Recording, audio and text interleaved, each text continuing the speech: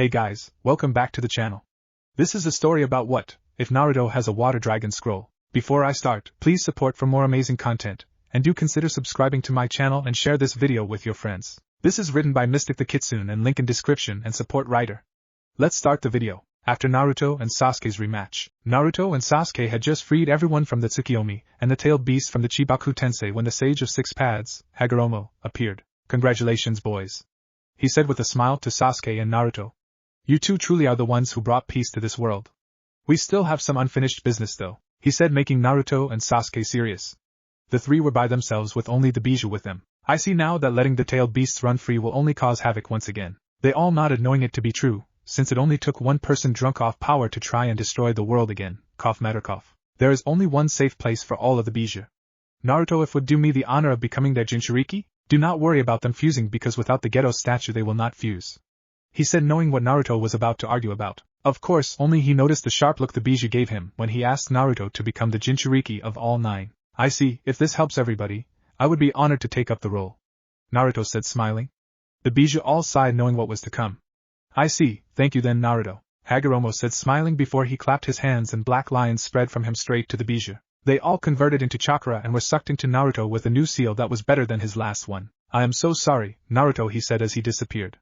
Once he was gone, Naruto started screaming, shocking Sasuke, who had been watching without saying anything. Naruto's body started glowing white before a huge explosion happened with him at its epicenter. The explosion was so large it expanded, covering the whole elemental nations, eradicating everything. In the epicenter, Naruto was in extreme pain before he blacked out, not noticing a black hole opening in his location sucking him into it. Naruto groaned as he opened his eyes again, not noticing the higher pitch to his voice.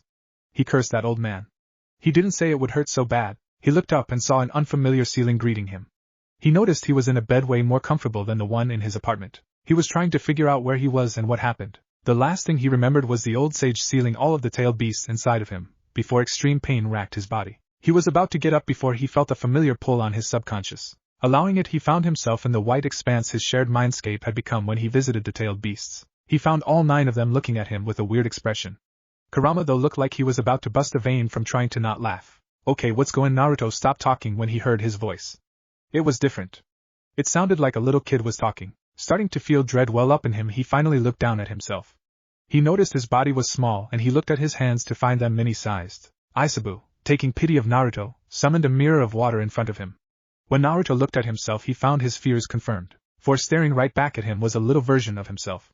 He was wearing an orange long-sleeved shirt with a black pair of shorts. Kaya!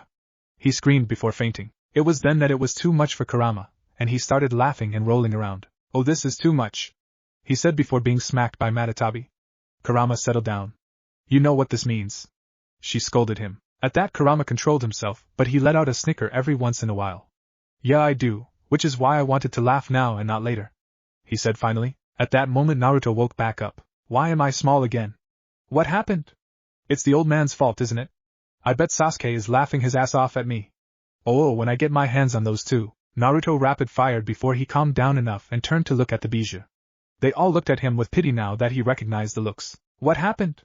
Naruto asked, feeling the dread increased. Naruto, before I begin, let me say that we do not know why the old man did it. Kurama began with a serious air about him confusing Naruto at first, but he just nodded his head, showing he would not blame the Biju for whatever the old man did. You see, when we were all sealed into you without the Geto statue to act as a buffer for all of our chakra, it caused an explosion on a massive scale. The Geto statue acts as a buffer to hold our chakra and to fuse us, so without it, when all of our chakra converges into one place, it explodes. The explosion was so big it engulfed all of the elemental nations, and tore a hole in the fabric of time and space, sending you through it. We then continued to travel through the fabric of time and space until your chakra and body stabilized enough to enter the dimension we were closest to. Throughout Kurama's explanation, Naruto's eyes became bigger and bigger, with his mouth opened in shock and tears began welling up in his eyes. Once we entered, your spirit claimed your body of this dimension, and here we are now. We are in an alternate universe, hence you being a kid again. I am unsure of what other changes happened. I do know that you're about 8 years old right now. Since we're all stabilized now, we don't have to worry about exploding again, Kurama finished. So all my friends and loved ones are gone now? Naruto said quietly, letting the tears fall. The now 8-year-old hugged his legs close to his body. Yes, but there is hope, Naruto, a new voice said, surprising all of them. They turned to find the old sage in the mindscape with them. Naruto's eyes changed to fury before he just sighed. I want to hate you right now, But I know you did it to make a reality where nobody can abuse their power again, but how can you say there is still hope? He said, yelling the last part with tears of frustration on his face. Because I controlled your destination and picked a universe where the only change was minuscule in comparison to the other universes. He said, unperturbed at the shout. Meaning you can still befriend everyone, and you can save more people since you know what will happen. He said, shocking him. I see. He said, coming to terms a little bit with what he meant. Now I am also here to tell you that your past wasn't greatly affected, as things went only a little differently in this universe. Here, while yes, your parents still sacrificed themselves, the Sandaime was able to keep your being a Jinchuriki a secret. He also informed you of who your mother was, so you're living in your parents' house right now, he said, shocking Naruto at the ramifications of this, as it meant no more glares or being ignored. Your name ironically is still Naruto Uzumaki in this universe. Before you came here, your current goal was to follow in your mother's footsteps and become the Hokage, whilst you planned to specialize in the same things she did, Kenjutsu and Fuinjutsu.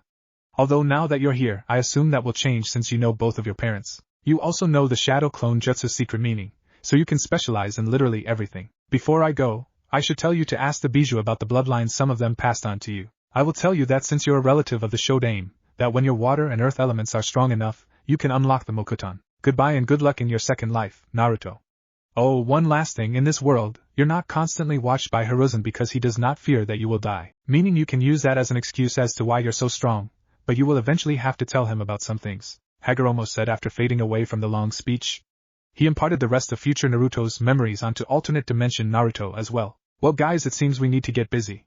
I already know for sure that my chakra control was shot to hell with all of you being here. So, what was that he said about some of you giving bloodlines to your Jinchuriki?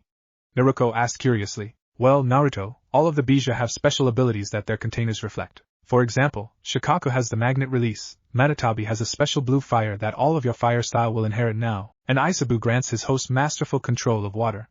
As you know from Son Goku, he gifts you with lava release, Saiken has acid release, Chome has scale release, Gyuki has ink release, and I, as you know, can mold nature chakra for you and heal you. Kurama explained to a starry-eyed Naruto. I remember using Shikaku and Son Goku's abilities in the war. I can't believe I will get to have so many cool new jutsu. It is also uncopyable.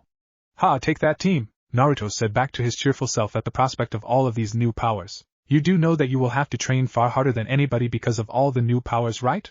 I mean, you also have a chance to unlock Mokuton. We have 4 years before you make Genin. You should use this time to your fullest extent and abuse the special ability of shadow clones. Plus, you can't forget Kenjutsu and Fuinjutsu. Kurama told him. Yeah, I know. I think to fully utilize this we should talk to Gigi and tell him about the whole situation. That way I can skip the academy on his permission and only come for the exams. He said. Then as if remembering something her face went beet red in anger. Ah man, I can't believe I am short again. I hope I will hit my growth spurt faster now that I can eat better this time around. Naruto shouted. At this Kurama started laughing again as if remembering the situation. Naruto gained a tick mark at this. Oh you stupid fox, it's not like I asked to be a kid again. He shouted at it. Don't worry Naruto, we will help you. Matatabi said soothingly, while Chome rounded on Kurama. Thanks, he said with a smile. He then faded away out of his mindscape. Finally waking up, Naruto looked around his room.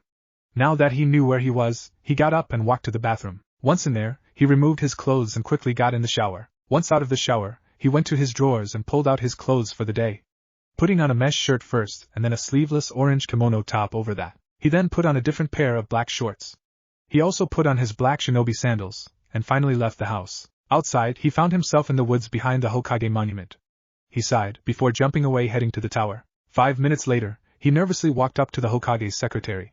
He just remembered this would be the first time he's seen his Gigi alive in 3 years. Ano, excuse me, is the Hokage busy? He politely asked. From this Naruto's memories, he was not hated and he was not a troublemaker, and so was politer. The secretary looked up and smiled. Oh hello Naruto-chan. He isn't, so you can go in, she said. Naruto smiled and walked up to the door, resisting the urge to kick it open like he usually did. Knocking, he heard an enter, and took a deep breath before opening the doors. There he was, sitting behind his desk like he used to, looking peaceful. He controlled himself and spoke. Gigi, we need to talk. It's serious, so can you seal the room? He said seriously. This surprised Hiruzen, before he nodded, seeing him serious. Umbu, please walk out, he said, and 4 people materialized before disappearing again. He then waved hand signs before sealing the room. Okay Naruto-kun, what's wrong? He asked in a grandfatherly way before he was surprised as he hugged him whilst crying as he was not able to hold himself back anymore. I missed you so much, Gigi, he said crying into his robes. But we went out for ramen yesterday? What's wrong? He asked confused. Getting control over himself, he let go of him and stood up before wiping his eyes. It's not that, you see, I am from the future, he said. He then held up a hand before he could say anything. Before you get skeptical, I will show you proof, he said, and held up a hand. Guys, help me with chakra control for a second, he asked the Biju before a blue sphere of energy formed in his hands, causing Hiruzen to drop his pipe in shock. Naruto let the Rasengan dissipate before facing him serious again. Explain, Hiruzen said, taking this seriously now. I plan to take advantage of all of my knowledge of the future, GG, so please don't press if I leave out information. Just know I will inform you when something important comes up, as nothing major will happen until I am 12. He began and he nodded. Alright then, first I am unsure if he has been recruited with them yet, but Itachi joins an organization called the Akatsuki, whose main goal was to gather all the Biju. By the time I am 15, they had gathered all but 8 tails and 9 tails. All the other nations, finally recognizing them as a threat, called a meeting in which the Shinobi Alliance was formed from the 5 great nations. It then turned into a full-blown-out war, because Orochimaru's apprentice mastered the Edo Tensei and summoned hundreds of dead S-class shinobi. An army was made out of a missing nin named Zetsu, who were the rabbit goddess's sons. We were advantageous in the war, until one event changed it, he said. During this, Hiruzen's eyes were getting wider and wider, especially from his intimate knowledge of Orochimaru and Itachi. He was also scared to learn that his old student knew the Edo Tensei. That event was the Edo Tensei being used to revive Madara Uchiha. Q gasp. With the advantages of the Edo Tensei, he slaughtered countless shinobi. I had mastered the Kyuubi's chakra at this point, and was in full-tailed beast transformation fighting. We were stalemating because Orochimaru switched sides and joined us and summoned the previous Hokage with the show named Stalemating Madara. The instigator of all of this and the one who attacked Konoha on my birth and released the Kyuubi was Obito Uchiha. Q bigger gasp. He had Jiraiya's old student under his thumb, Nagato, who I myself killed when he destroyed Konoha. They managed to get his Rinnegan eyes and used one of its power to fully revive Madara to the world of the living. Since his impatience got the better of him, he used fragments of the Kyuubi's and Gyuki's chakra to revive an incomplete Jubi. He took a breath before continuing. This is where things got bad because that thing caused us to have to send most of the shinobi back, and only heavy hitters could even stay alive with it. Further along, Madara absorbed it into himself and became on the level of the Sage of Six Paths. He was decimating us even more, before his body was usurped by Kaguya Otsutsuki, the rabbit goddess and progenitor of chakra. She was untouchable and killed everything. At this point, me and Sasuke Uchiha found out we were transmigrants of Azura and Indra, and the chakra activated, giving us 2 special seals that would seal away Kaguya if we touched her at the same time. It was not easy and she could create dimensions, but after many losses we finally tagged her and sealed her into the moon. Using our power, we split up the Jubi back into the Biju. I will glance over the rest, for it's not knowledge I can let out, but I was named as the safest place for all of the Biju, since I managed to befriend all of them, and they were all sealed into me, albeit separately, to avoid the Jubi, he said, finished with his long explanation. Hiruzen, having gotten over his shock, was listening intently. It had an unintended consequence in that without the body of the Jubi able to hold the combined chakra of the tailed beast, it exploded as a massive chakra bomb that punched through time and space, and I woke up here after stabilizing, making fear of another bomb moot. He finished finally. For a while a long silence ensued until Hiruzen finally spoke. So you say nothing starts until you're 12? You could have hid this information and just waited. Why come to me immediately? He asked, wondering as to his motive. Naruto scratched the back of his head. Well, I was hoping you could make it so I don't have to attend the academy and just go straight to the genin exams. He has only been there a year, and it was not the heirs class. You see, I have a lot of training to do and have to get my chakra control back since 8 other tailed beasts getting sealed inside of me ruined my control, because I have a lot more chakra now. Also, having them there caused me to inherit a lot of bloodlines to train in, and since I trust you I will list them. I have magnet style, lava style, acid style, ink style, scale style, boil style, masterful control of water style, the 2 tails blue fire, and since I am a distant relative of the Senju, and have strong affinities for earth and water, I have wood style. I have all 5 affinities because of this as well, he stated this. This is what caused Hiruzen to drop his jaw and stare in surprise. I see, I can grant you this since I trust you, Naruto-kun. I would rather promote you now, but since there's a law made to prevent another Itachi I have to wait until you pass the genin exams. I will send you scrolls to help you along the way, Naruto-kun, and will visit when I can, he said with a smile. He also air-quoted Itachi. Naruto smiled in relief at this. Alright, before I go I have some parting advice, GG, that will prove useful in the future. First, you're the Hokage and this is a dictatorship, meaning the civilian council has nothing over you. Second, make sure Kakashi is not allowed to stagnate anymore. It is critical that he regains his strength. His teaching skills almost got us killed on our first C-rank mission, he said, telling him who his genin sensei was. He nodded with a new fire in his eyes at the revelations to all of this, especially at remembering that Konoha was destroyed. Oh, also called Jiraiya, I want my summons back. I was a toad summoner, and already mastered sage training at 15. he said, leaving the room. Hiruzen just chuckled. Always unpredictable, and Naruto-kun? He said aloud before he got to work.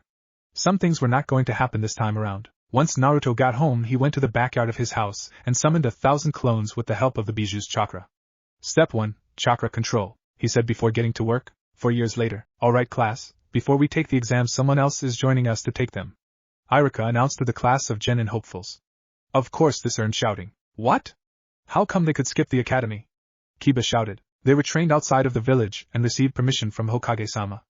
Irika said. There was still some grumbling, but everyone knew they could not go against the Hokage. Alright, you can come in now, Irika said to the door. It opened up, and once the student walked in, a bunch of the girls blushed and started drooling, while the guys were jealous instantly. The guy that walked in had spiky radiant blonde hair, with 2 bangs framing his face, making him look like a mini yondaime. His face was cute with 6 black lines adorning his cheeks like whiskers, making some of the girls want to pet it. He had cerulean blue eyes. He wore a long-sleeved orange kimono-like shirt with a dark embroidered border, held close with a black obi, and on the bottom left side of the shirt was a red Uzumaki swirl, what Kushina wore as a genin except orange and black with long sleeves, and black umbu pants with pockets along with black shinobi sandals. He had a ninjato strapped horizontally across the waist of his back. All in all, he looked extremely cute. It is customary to introduce yourself and state your goal, Irika said with a kind smile which he returned. Hi, my name is Naruto Uzumaki, son of Kushina Uzumaki, Konoha's Red Death. My goal is to follow in the steps of my mother and become the Hokage like she tried to, he said with a bright smile. Sasuke was intently more interested in him now. 1. He had a powerful parent, and 2. He was of the Uzumaki clan, which was a power clan. You're her son, huh? That's a great goal you have there as well. Well, just take a seat and we can begin, Irika said smiling. Naruto at first wondered where Mizuki was, before he remembered he was captured as a spy last week, trying to steal the forbidden scrolls since he wasn't there this time. He took a seat at the back and waited for the test to begin. Okay class, first we will take the written exam, then throwing, taijutsu, and finally ninjutsu. I will now pass out the written exam, Irika explained while passing out the test. You have an hour. Begin, he said, and like that everyone started. 1 hour later they were outside standing in front of test dummies. I will now give you 10 kunai and 10 shuriken. This test will test your accuracy and speed of throwing, he said, having the kids line up. The clan heirs performed as was expected of them, and some civilians did good as well. Sasuke scored the best, getting perfect accuracy with good speed. Naruto was up last, and he grabbed all of the shuriken at once, held them cross-armed, and released so fast, it was a blur to the genin hopefuls. They all embedded in fatal areas. He repeated it with the kunai, all buried deep into the post. He earned a perfect score as well as superb speed. Sasuke was now more intently interested in him. Next up is taijutsu. I will spar with you, and you have 2 minutes to land a sufficient amount of hits in the time limit, or push me out of the ring. Bonus points if you manage to get me out of the ring, he explained to them. Again, as expected, the clan heirs performed well, with Sasuke managing to get Irika to take a step out of the ring. Next was Naruto. He stepped into the ring and got into a stance none of them recognized, except for the Hokage who was watching with his telescope jutsu. He smirked when he saw the stance, knowing Irika was going to hurt after this. Hajime, Irika called. Instantly, Naruto was in his guard aiming a knife hand for his throat, which he brought an arm to block. Too late to notice that was what he wanted, and his other hand sent a flat palm to his arm he was using to block, and he used his knife hand to hit him straight into the chest, sending him back a bit. Irika coughed a bit at the strength of the hit before charging him. He did not know that was what the style wanted him to do though, plus he was limiting himself to genin level anyways, so it should have not surprised him to see him counter his punch by using his arms to grab his, and swivel behind him as he sent a high kick to the back of his head, making him stumble out of the ring. The others were in awe at Naruto's taijutsu ability, while Sasuke smirked at this. After picking himself up and rubbing the sore areas, he announced the last part would be done in the classroom. The ninjutsu part consisted of the henge, kawarimi, and clone jutsu, as well as one extra jutsu as a bonus. The clan heirs got this easy, with each of them showing their signature jutsu as a bonus. The civilians that did do it had no bonus to fall back on. Sasuke showed off a fireball jutsu, earning squeals from his fangirls. He just smirked. Again, it was Naruto's turn, with everyone watching him now that he was perfecting everything. Alright Naruto-kun, henge into me, he said, and with one hand sign he did so easily. Okay, switch with the chair next to me, he said again. One hand seal later he did so. Okay, perform the clone jutsu, he said, and without any hand sign another Naruto appeared next to her. Surprised at his abilities so far, he asked if he wanted to do a bonus jutsu. Naruto just smirked, and decided to show off like Sasuke. He held the serpent sign in front of his mouth and lava style, molten shot, he said, and his mouth swelled before he shot out a molten glob at the training dummy. The second it made contact, it melted through it. Panicking, Iruka used a water jutsu to put it out before it could catch anything on fire. Kekii Genkai? Iruka asked, surprised at the level of nature manipulation. He just nodded, smiling still. Ha, I see. Well, congratulations, you pass. Pick a headband and head back to your seat. He picked a black-clothed one and tied it around his neck. Before facing the shocked class and sat down, Iruka then explained how proud he was of all of them, before dismissing them, saying they needed to be there tomorrow for team assignments. At that, all the newly minted genin left. Naruto was smiling happily as he left. Of course, he was accosted by his classmates the second he was outside. That was amazing. I didn't know there was another Kekii Genkai user in Konoha. Kiba said, amazed. Naruto rubbed the back of his head. Yeah, I just have not been in the village all that much. I live near it, not in it. He answered him. I see. Well, anyways, wanna go get some ramen with me and the others? He asked, pointing at the other rookie genin waiting for him. Naruto smiled and nodded. Sure, I happen to know a good place if you all want to go to it? He asked. I am cool with whatever. Shikamaru answered and everyone nodded. Even Sasuke was attending this time. Awesome, let's go to Ichiraku's. They have the best ramen ever. He said cheerfully and grabbed Kiba, dragging him along. The others chuckled at his upbeat attitude and followed. 10 minutes later they were led to a small ramen stand. Walking in, Naruto called out to the chef. Hey Tucci, my friends, and I want some ramen. Naruto said cheerfully. Tucci turned and smiled. Of course, anything for my number one customer Naruto-kun. He said back as the rookie 12 sat down. So where do you live, Naruto? Shikamaru asked, curious. My house is located in the woods above the Hokage monument. He answered back. I see, that must be cool. So, is the lava style your clan's Kekii Genkai or something? He asked. The others were just listening in. I only know one Uzumaki other than me who has it, and a couple people in IWA awoke it. It has to deal with how strong your affinities are for fire and earth at birth. If you have really high affinities for them, you can unlock it. He said, not mentioning anything about the fact that he had a lot more. I see. Shikamaru said, his curiosity sated. Oh Naruto-chan, is that you? I am asked as she set down their bowls of ramen, and upon noticing Naruto she ran over to him and hugged him tight like he was a stuffed animal, making Naruto blush immensely. All the rookies laughed at this and began eating. Well, I need to get home, it was nice meeting all of you. Naruto said cheerfully after he was done before getting up and leaving. Ino had hearts in her eyes as he left. He is so awesome. She stated, causing the others to roll their eyes at her switch of guys and Sakura to pump her fist at the loss of a love rival. After Naruto left, he went to the Hokage's office to speak with him. After he was allowed in, he found him alone. Hey Gigi, he said cheerfully. Hiruzen chuckled at his usual attitude. Hello Naruto-kun. So I take your endeavors were successful? He asked. Naruto nodded. Yep. I have full control of my chakra and full control of all my nature releases, he said happy. This greatly surprised Hiruzen at his proclamation, as that was basically saying he was seriously advanced. Ho, and how did you accomplish training in so many natures? He asked curious. His response was a deadpan. Gigi, shadow clones and monster chakra reserves. He said. Ah, he said as that explained everything. Only Naruto could train like that because the mental strain was handled by the Biju, and his reserves were so large it wouldn't hurt him. Anyways, I came by Gigi because in a couple of months a man from Nami will request a C rank. Send my team on the mission, he said quietly and seriously, too quiet for the Umbu to hear. Hiruzen nodded, understanding that it was an important event. Alright, see you later Gigi, he said and left smiling. Hiruzen smiled at his cheerful attitude, hoping he could see the day he was named Hokage. Yes, he would lead this village to a greater future, he thought, before getting back to work. The next day, Naruto woke in a great mood and got dressed in his shinobi clothes he wore yesterday. He had found several sets of it in his closet from his mom's time as a genin, so he decided to use it, only changing the colors around and making it a male version with long sleeves. After strapping his ninjato on his back, he left his house for the academy. He cheerfully greeted all the villagers he passed, and they waved back at the cheerful boy. He was so glad his status was a secret this time around, as it meant he could create bonds without worries. He arrived at the academy and cheerfully greeted his fellow genin before sitting down, getting ready for team assignments. Iruka arrived and everyone settled down. Before I say your teams, let me tell how proud I am of all of you. You all now represent this village and the Hokage, so make us proud. He said, smiling at them. Okay, let's begin. Team 1 is Team 7 is Sasuke Uchiha, Sakura Haruno, Q Sakura's power of love over Ino, and Naruto Uzumaki. All the girls were jealous now of Sakura for having the two hottest guys in class on her team. Your sensei is Kakashi Hatake, Iruka said. Sasuke himself sighed as he was glad he had Naruto, as he showed he was powerful and was better than everyone there, and was glad he had him on his team to counterbalance Sakura's weakness. Team 8 is Hinata Hyuga, Kiba Inuzuka, and Shino Abirame. Your sensei is Kurinai.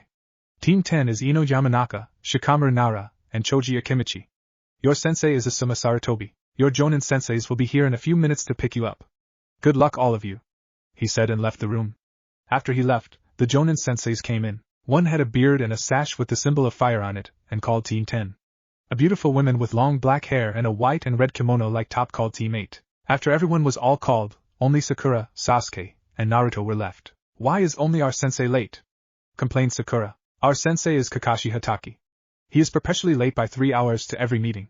You might as well get comfortable. Naruto informed her, catching Sasuke's interest. You know him? He asked. Yeah, he was a friend of my mom's. He is known as Kakashi of the Sharingan as he received one from his Uchiha teammate on a mission when he died. He is said to have copied 1,000 jutsus, earning the moniker Copycat Kakashi. He is one of the strongest Jonin in the village. He is usually late because he visits the Memorial Stone on Training Ground 7. He informed them, shocking his teammates at his knowledge. Sasuke, even more so when he heard his sensei had the Sharingan. He is probably there now if you guys want to just meet him there? He asked. They nodded, and so he got up and motioned them to follow him. 30 minutes later, they arrived at the training ground to find their sensei standing at the Memorial Stone. He had gravity-defying silver hair. He had a mask covering his face, and wore the standard Jonin attire. His headband was pulled down to cover one eye, which Sasuke assumed was the Sharingan. Hey Kakashi-sensei, you were supposed to meet us 30 minutes ago in the classroom. Naruto called out to him. He turned around and I smiled. Oh, but my cute little genin decided to meet me out here. How am I supposed to oppose that? He said, causing them to sweat drops since they would have stayed in the classroom if Naruto hadn't been there. Well, since you're here, why don't we introduce ourselves? I am sure Naruto-kun has already told you a little bit about me, he said with a nice smile. With Naruto knowing about his mother, Kakashi was allowed to visit Naruto when he had free time, so they already had a good relationship. Pinky, you first, he said, pointing to Sakura. How do you want to introduce ourselves, sensei? She said, causing Kakashi to sigh. You know your likes, dislikes, dreams for the future? He answered. Oh, okay, then my name is Sakura Haruno, and the thing I like, or I mean who my dream for the future is to I dislike Ino Pig, she said, causing the other to sigh at her fangirl answer. Kakashi pointed to Sasuke next. You next, Mr. Broody, he said, causing Sasuke to scowl. My name is Sasuke Uchiha. I don't like anything and I have lots of things I dislike. I don't have a dream, but I have an ambition to kill a certain man, he said. Kakashi then pointed to Naruto, who smiled cheerfully. My name is Naruto Uzumaki. I like ramen, ninjutsu, kenjutsu and fuinjutsu. I dislike the time it takes to make ramen and people who can't tell the difference between a scroll and a kunai sealed into it. I hate rapists. My dream for the future is to be the Hokage, he said happily. Kakashi smiled at his intro. So I have a fangirl, an avenger and a budding seal master, he thought, although he did not know Naruto's level. He may have visited him, but he did not know his strength. He just knew he was advanced in a lot of things, which was why he was glad he was on his team. Okay then. Be here tomorrow at 6 and don't eat breakfast, or you will throw up. We will be doing the real genin test, to which it has a 66% fail rate. Ja any, he said, smiling at two of the shocked faces before he disappeared in a poof of smoke. Before you guys leave, you should eat breakfast. He likes to play mind games and show up 2 hours late, Naruto informed them before disappearing in a swirl of leaves, shocking his teammates again. Sasuke just TCH'd at the unknown jutsu, before he walked away, avoiding Sakura's attempt at asking him out on a date. The next morning at 8, Naruto arrived in the clearing and took in his teammates' haggard appearance, raising an eyebrow. I told you so, he said. They just humped at him. He just smiled at them though. Well, you're in luck. I made some extra food just in case you two didn't listen, he said, and black lines appeared on his arm before he unsealed 2 hot bowls of ramen. He handed it to the both of them, who both took it with a thank you and ate it hungrily. 30 minutes later, Kakashi arrived in the training ground. You're late, Sakura yelled at him. He just chuckled and I smiled. Well, you see, a black cat crossed my path, so I had to take the long way around before I ran into an old lady and had to help her with her groceries. Then I just got lost on the road of life, he said. This caused all 3 of them to sweat drop at the lame excuse. Kakashi had a backpack with him and took it over to 3 stumps. He pulled out an alarm clock and 2 bells. Alright, the alarm is set for noon. Your goal is to get one of these bells from me. One of you will inevitably fail and be sent back to the academy. You have until noon to do so. Good luck, the test begins now. Oh, and come at me with intent to kill, or else you won't even touch me. As soon as he said that, the 3 jumped away. They're all hidden well. I can see Sasuke over there in the tree and Sakura in the bushes, and as expected Naruto completely disappeared. I wonder if he knows the meaning of the test, he thought as he took out a book to read. With Naruto as soon as the test began. Once Naruto disappeared into the woods, he created 2 shadow clones to find his teammates. The first clone went to find Sasuke and the other went after Sakura. With shadow clone number 1, it had just located Sasuke, who was in a tree. Sasuke, he whispered, getting his attention. As he whirled around to attack, but calmed down when he saw him. What? He said. Like I told you to yesterday, Kakashi likes to play mind games. This test is a trick to separate us. Konoha is all about teamwork, and that's the meaning of this test. There is no such thing as a 2-genin squad, it's always a 3-man squad. He informed him. Sasuke's eyes widened. I see, so this is to see if we will work together for the bells or split up and fight over them. Plus we're newly graduated genin, so they can't expect us to beat an elite jonin like Kakashi. Sasuke said, thinking logically. Yep, and I have a plan. I am just a shadow clone, a different clone is speaking to Sakura. I need you to distract him, and I can get the bells. Use this, he said, handing him something before popping. Was shadow clone number 2. It had just told the same thing to Sakura and told her to help Sasuke in distracting Kakashi. It then popped as well, with Kakashi. Kakashi was reading and wondering when the first one to crack would attack, before he jumped out of the way when a fireball crashed where he was. That could be either Naruto or Sasuke. His question was answered when Sasuke emerged and attacked him in a fierce taijutsu match.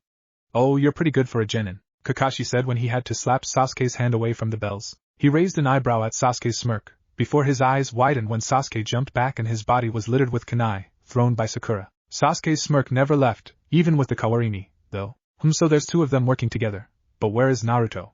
Kakashi wondered, already knowing he was up to something if he got those 2 to work together. His question was answered when 4 Narutos emerged from the ground around in a square, all with the bird hand sign in front of their faces. Fuin, 4-pillar chakra ceiling. He shouted. His eyes widened when black lines emerged from their feet to surround him. He found he couldn't move either. Then the lines grabbed him and stopped all his movement, and he found his chakra sealed away. Naruto walked up to him and grabbed the bells off his waist, as his 2 teammates appeared behind him. He tossed both of them a bell. How? Kakashi questioned, wondering why his body locked up just enough for Naruto to use his Fuin jutsu on him. When you battled Sasuke in the taijutsu match, I gave him a paralyzing seal to use on you which he placed on your back, Naruto said, grabbing the seal off of Kakashi's back to show him. I see. I assume you all got the reason for the test? He asked, and they all said teamwork. Kakashi smiled. Congratulations Team 7, you all pass. I follow the saying that breaking the rules makes you trash, but abandoning a teammate is worse than trash. This will be our team motto, he told his team. They all smiled. Meet me here tomorrow, same time, for your first mission, he told them before shining away. 3 months later. Have you spotted the target? A voice said over a headset. Negative. Another voice said. Me neither. Said a new voice. I have it in my arms. Came in a different voice. Good Joey. What? Naruto, how did you catch her so easily? Kakashi said, floored. I bought some cat treats before this mission, Naruto answered back over the headset, while walking to the meeting point. Seriously, your intuition scares me sometimes, Naruto, Sasuke said as he met up with him, to find him petting Tora, the menace of genins. Sakura joined them a second later with Kakashi trailing behind her. It's a good thing though, Naruto said to Sasuke. He just smirked, before looking away. Alright Team 7, let's head to the Hokage's tower to report the mission as a success, Kakashi said, leading them away. I wonder what our next mission is going to be, Naruto said out loud, once they reached the tower. I am not too sure. Hokage-sama told me he had something special for us, Kakashi answered. Naruto responded as they knocked on his door and received an enter. Walking in, they spotted the daimyo's wife in the Hokage's office, seemingly waiting for a genin team. Upon spotting her cat, she ran to Naruto and grabbed Tora, smushing the poor thing. Seeing this, Naruto decided to take pity on it. Ah no, excuse me ma'am. The cat might not run away as much if you didn't crush it when you hug him, he said to the lady who looked at him, then back at the cat, before smiling as she just hugged it softly. Actually, she is a trained cat coming from a long line of cats who are trained to help genin with their tracking. I just hug him this hard to keep up the act, you could say, the woman said, smiling at the shocked genin. Even Kakashi was shocked by this. He remembered all the scratches received from that damn cat. Congratulations on another mission past Team 7. Your continuous string of successful missions has impressed me enough to where I am assigning you your first C rank, he said, shocking all but Naruto with this information, as he knew it was coming after he had warned him of the man from Wave and the mission's parameters. This is also why he had told Kakashi to train the genin better like Minato trained him, which was why they were more advanced than the other genin. Kakashi had already taught them tree climbing and water walking. He then brought them chakra paper to test their affinity. He remembered that day well. Flashback no jutsu. 2 months into their team's formation, Kakashi said he had something special for them. Alright guys, today we're doing something a little different, he told his team. He then got out 3 slips of paper that Naruto recognized. You're testing our affinity today? He asked. I smiled and nodded. Yes, this is chakra paper. Channeling chakra into it will show you which element you're naturally aligned to. However, that does not mean you can't train in another affinity. For example, my natural affinity is lightning, but I also trained in earth and water, granting me minor affinity for those elements. Kakashi explained to them as he handed them the paper. Now just channel some chakra in the paper, and the way it reacts will tell you your element. If it burns, you're fire. It will crinkle if you're lightning. It will crumble apart if you're earth. If it soaks, you're water, and if it cuts, you're wind. He told them. They all nodded and channeled chakra into the papers, resulting in shocking results. Sasuke's crinkled, to his shock, and then singed a little bit, showing a main affinity for lightning and a minor for fire. Sakura's crumbled like dust, showing earth. Naruto's though shocked everyone but him. It cut into 4 pieces and 1 piece crumbled, another soaked, and then another burned, and the final piece crinkled into a ball, showing a main affinity for fire, water, earth, wind, and lightning. That's what I suspected. My main affinity before absorbing the 9 Biju was wind. The Kekkai Genkai they gifted to me gave me the other affinities. He thought, before looking at his teammates' shocked expressions. Although, Kakashi wasn't, as he knew about 2 of his Kekkai Genkai, but was still shocked to find he had all 5 affinities. Don't be so shocked. This happens when people have elemental Kekkai Genkai. My lava style, as I have showed you before, is a combination of fire and earth. I can also perform boil style, which is water and fire. The wind I can use to combine with earth to use magnet style. He told his 2 shocked teammates, and now shocked Sensei, who didn't know about his magnet release. He knew he would need to speak with the Hokage to see if he would have any more shocks. Sasuke didn't know whether to be jealous or smirk at how strong he was, as the 2 had a rivalry going, even if Naruto seems far more advanced than he was. Sakura was just awed at how strong her teammate was. Although I don't use my magnet style that much, he said sheepishly, while rubbing the back of his head. The other's sweat dropped at him, not using a powerful Kekkai Genkai when it was available to him. Anyways, now that you know your elements, I can get you started on your training in them. When you complete the first exercise, I will teach you a jutsu for that style. Naruto, I already know you're advanced in your elements, so I recommend training in your magnet style since you just admitted you don't use it much. He said to them. Naruto saluted, before going to his own spot of the clearing and throwing around a bunch of kunai, before using jutsu to move them. Alright, for you too, the first elemental exercise is the same for all of the elements. Just take a leaf and try to recreate what the chakra paper did, using only your chakra, he told them, before they nodded and set off to do that. Flashback: no jutsu. Kai, your mission will be to guard a bridge builder to Wave Country, he told them, before he paged his secretary to let the man in. They looked at the door to see an old man come in, reeking of alcohol. What? I pay you good money, and you give me a bunch of brats to protect me? I bet those 3 don't even know what they are doing. He slurred. He regretted it instantly when he had a short sword pointed at his jewels. Naruto just had a sweet smile on his face, making the males in the room shiver, and a certain Nico Mastambu to remember her genin days. Era, correct me if I am wrong, but did you just try to say that just because we're young, that we cannot be shinobi? He asked in a sickly sweet voice. Sweating in fear, Tazuna replied. No. I did not say such a thing, and I promise not to say anything like that in the future, he replied fearfully. Naruto nodded, before sheathing his ninjato. Anyways, Team 7, you're dismissed, but Kakashi and Naruto, please stay behind for a moment, the Hokage said. Sasuke and Sakura left at that. What is it that you need, Hokage-sama? Kakashi asked curiously.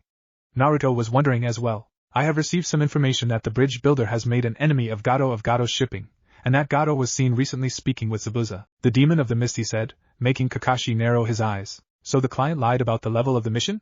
Then why send a rookie genin team, Hokage-sama? Kakashi asked, confused. Because we are using this opportunity. I will have a small squad of Umbu shadow you in case anything goes wrong, but I am assigning Naruto 2 supplemental missions. The first is a B-ranked assassination mission to assassinate Gato. I know of Naruto's skill level myself, so I know he can accomplish this. The other is a A-ranked diplomat mission. If he can, I would like him to ally with Zabuza and convince him to join the Mist Rebels and send a message to them from Konoha. Team 7's main mission will be up to A rank upon return if you actually encounter Zabuza. Do not inform Sasuke or Sakura of the mission's true details, as I want to see how they handle a situation in which intel is wrong, Hiruzen told the 2. Kakashi was shocked that the Hokage was trusting Naruto enough to assassinate someone. He was the same age as him when he had his first assassination mission though, so he did not go against it. Plus he knew he was stronger than he was letting on, so he assumed the Hokage knew his true strength.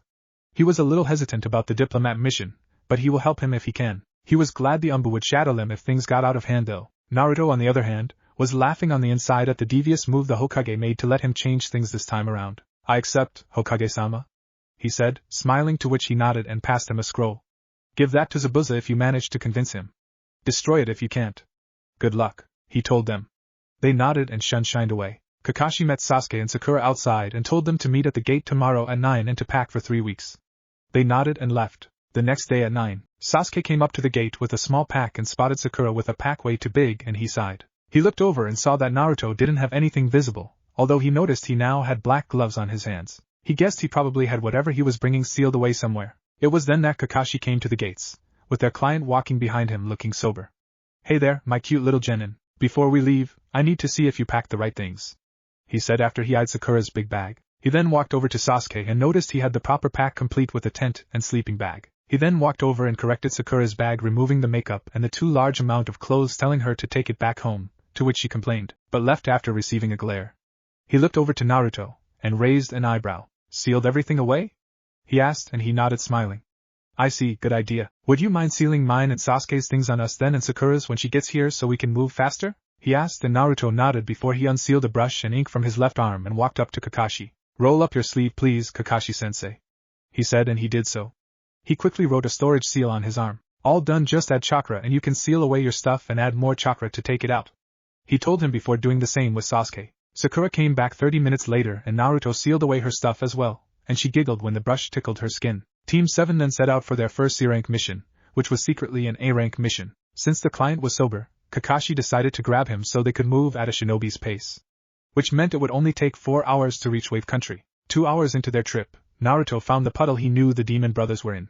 He used Umbu hand signs with Kakashi to not alert suspicion with their teammates. "2 shinobi in that puddle, Chunin level, I can handle them easily if we just walk past it normally," he signed to him. He nodded and told the team that he needed some rest, so they were going to walk for a little bit. Kakashi kept a close eye on Naruto, wondering what he was going to do. When they neared the puddle he noticed Sasuke tense, so he must have suspected something suspicious about it. He watched as Naruto weaved hand signs at an insane speed just as he stepped on the puddle. "Boil style, melting apparition," he called, confusing their client and Sakura, while making Sasuke tense even more. Naruto breathed out a mist straight into the puddle. All of a sudden, they heard screams as 2 men jumped out of the puddle, their bodies burning as their skins sizzled. "You asshole, what did you do to us?" Gozu cried as he rolled on the ground, trying to stop the burning, the same as his brother Meizu. Naruto just walked over to them and tapped them on the head, causing black lines to spread over their bodies. Their bodies then locked up and they couldn't move anymore. "My boil style is like acidic air, and once it came into contact with your skin, it ate away at it. Kakashi-sensei, what should we do with them?" This was supposed to be a C-rank mission, and these 2 are the demon brothers of the mist. "They are Chunin?" Naruto asked innocently, making Kakashi smirk behind his mask at his acting. "Tazuna-san, is there something we should know about?"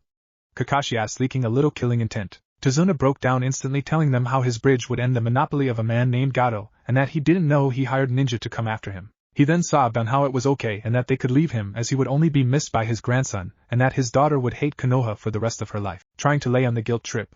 At that point Kakashi just sighed and held up his hand. "Tazuna, we will continue this mission, but we will have to renegotiate your contract with us as the mission rank has gone up to B rank with those Chunin and the fact that we may be attacked by another ninja along the way. Those 2 are known acquaintances of Zabuza, the demon of the mist, one of the 7 ninja swordsmen. If we encounter him, the mission rises to A rank. We will renegotiate the terms and payment if it does happen, and once your bridge is complete you can afford it," Kakashi told the sweating man, who nodded his head furiously.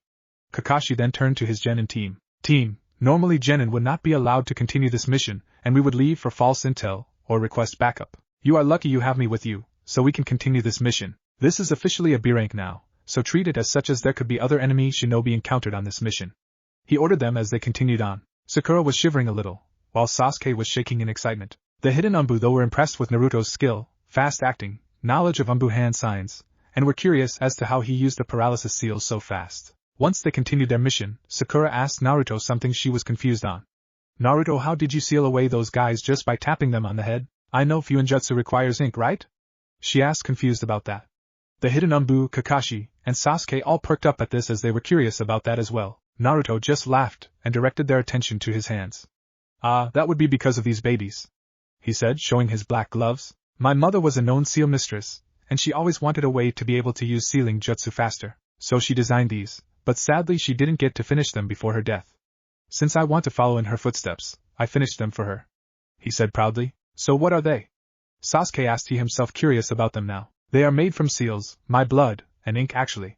There are many seals inscribed into the fingertips that allow me to weave hand signs of sealing jutsu and use them without ink since it comes from the gloves. There is another seal on it to harden it so they don't just drip off my skin, and one final seal that stores away a massive amount of ink in a storage seal that draws on the ink to keep the gloves formed. Genius, aren't they?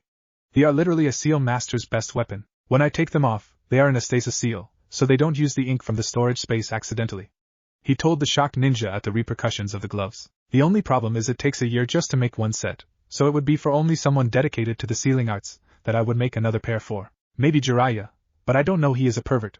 That set them off of the gloves, even if they were a magnificent weapon for a seal master. They sweat dropped at the part about Jiraiya though.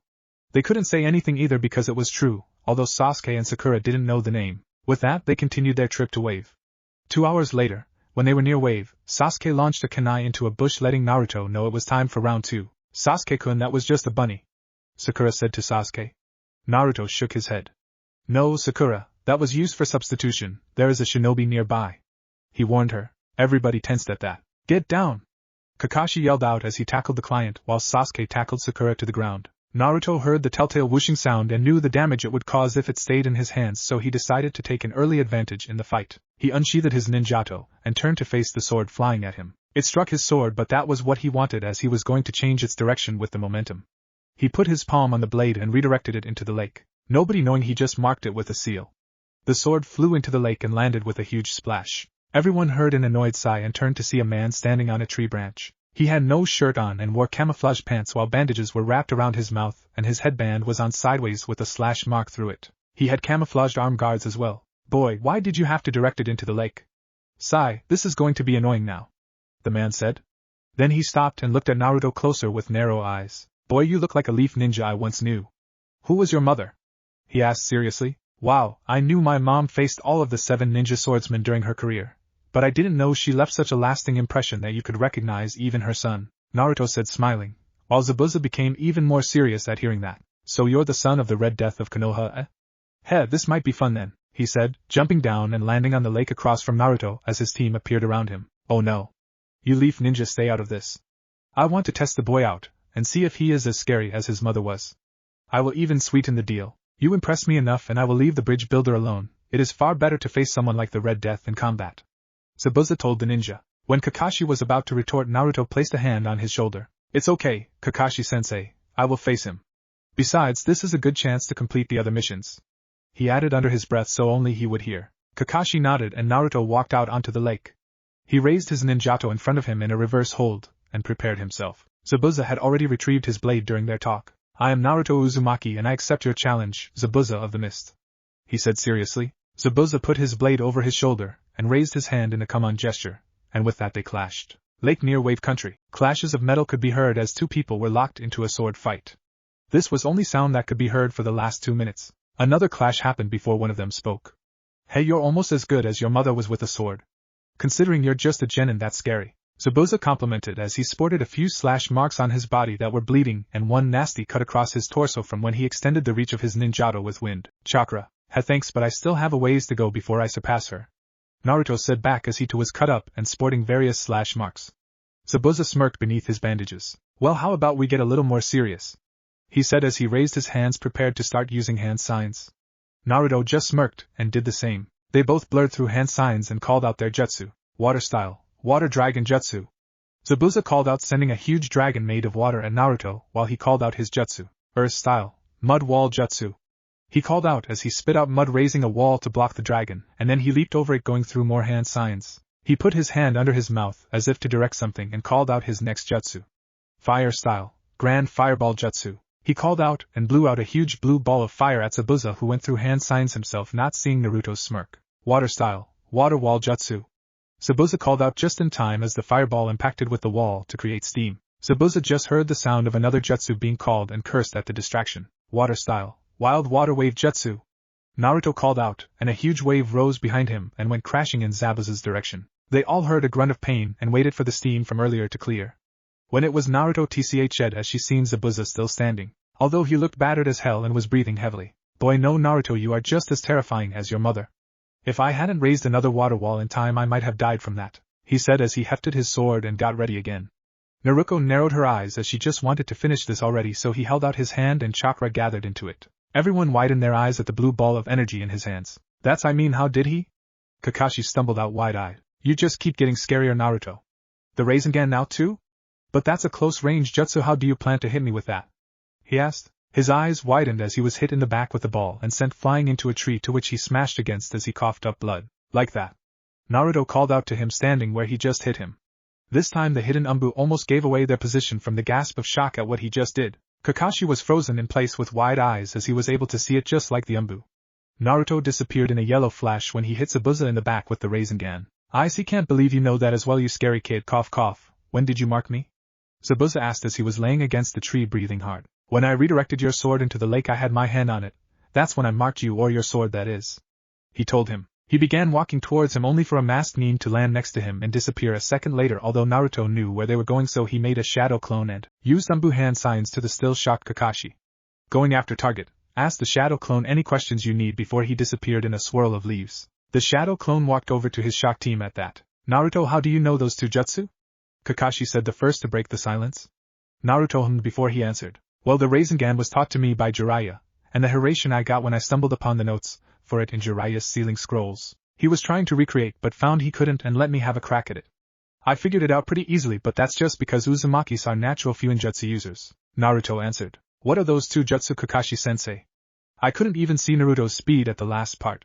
Sakura asked while Sasuke listened in. Those were the two jutsu that made the fourth Hokage famous. I can't even begin how to tell you how inappropriate it was for Jiraiya to allow Naruto to try them, as they are both dangerous if used wrongly, and it's dangerous to train to use them.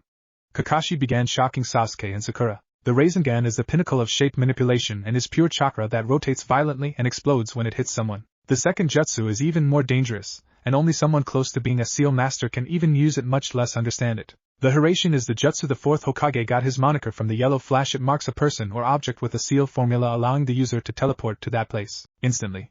It was thought that it died with Yandame-sama, but it seems Naruto here can now use it.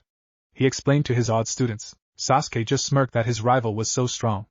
Oh yes, he declared him his rival about a week into their formation, as he was the only person on his level. Although now that he knows that he is way above him, he wants to train to get even stronger than him, and when he is when he will finally face him. Sakura was beginning to look up to Naruto for his strength, as he proved that he's stronger than Sasuke. She had vowed to get strong enough so that she could stand beside her teammates. Alright, let's get Tazuna-san home so that he can finish his bridge, and we can finish this mission, Kakashi said to them as they started walking him home. With the real Naruto, as soon as he left, Naruto was leaping through the trees towards where he knew Zabuza's base was last time.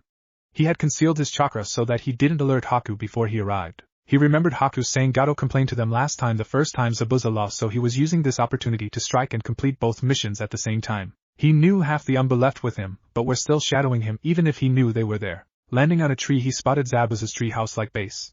He sat there to wait for Gato, and he would follow him after he left Zabuza to his base, and then execute the mission, as he needed to be in his base to use another resource for the diplomat mission. 1 hour later, he spotted the fat midget with his 2 samurai guards walking into the clearing heading for the treehouse-like base. He narrowed his eyes in disgust at the sight of him.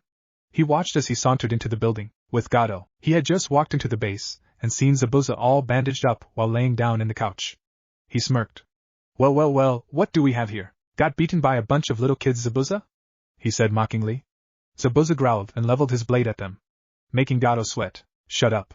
They have the son of the Red Death on that squad as well as Kakashi of the Sharingan. There was no way I was going to beat them by myself. Next time Haku is joining in and we will complete the contract. You better make sure you're ready to pay or you're dead.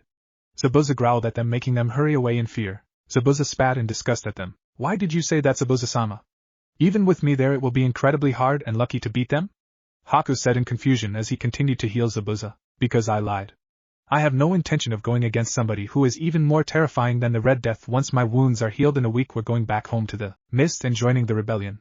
This was supposed to be our last job before doing so I could support the rebels with the money from this job. I have heard Mei is pushing Igura back, so we're joining her. He told the shocked Haku seriously. I see. Yes, that guy was truly terrifying, and at such a young age. Haku muttered. Well, it is said that Konoha produces the most geniuses, Zabuza said. What he did not know though was that he would meet Naruto again, only under better terms. With Naruto, he had just seen Gato walk out of the base and scurry away with his bodyguards, so he decided it was time to act. With one hand sign he muttered henge under his breath, and all of his clothes turned black along with his hair. He then concealed his presence further and leaped away to follow Gato with the 2 Umbu shadowing him. What Naruto did not know though was that the Umbu, despite their mission to shadow him, also had another mission to evaluate his abilities, and so far he was surpassing all expectations. Naruto shadowed Gato for 30 minutes before he made it to his base, which was really the daimyo's palace of Wave. He scowled at the man's audacity to use a daimyo's palace as his base. Once he seen him walk inside with his 2 samurai guards, he went to work. The outside was guarded by about 100 guards, all looking around haphazardly. He weaved through hand signs and called out one of his few genjutsu, as he was not that interested in the art.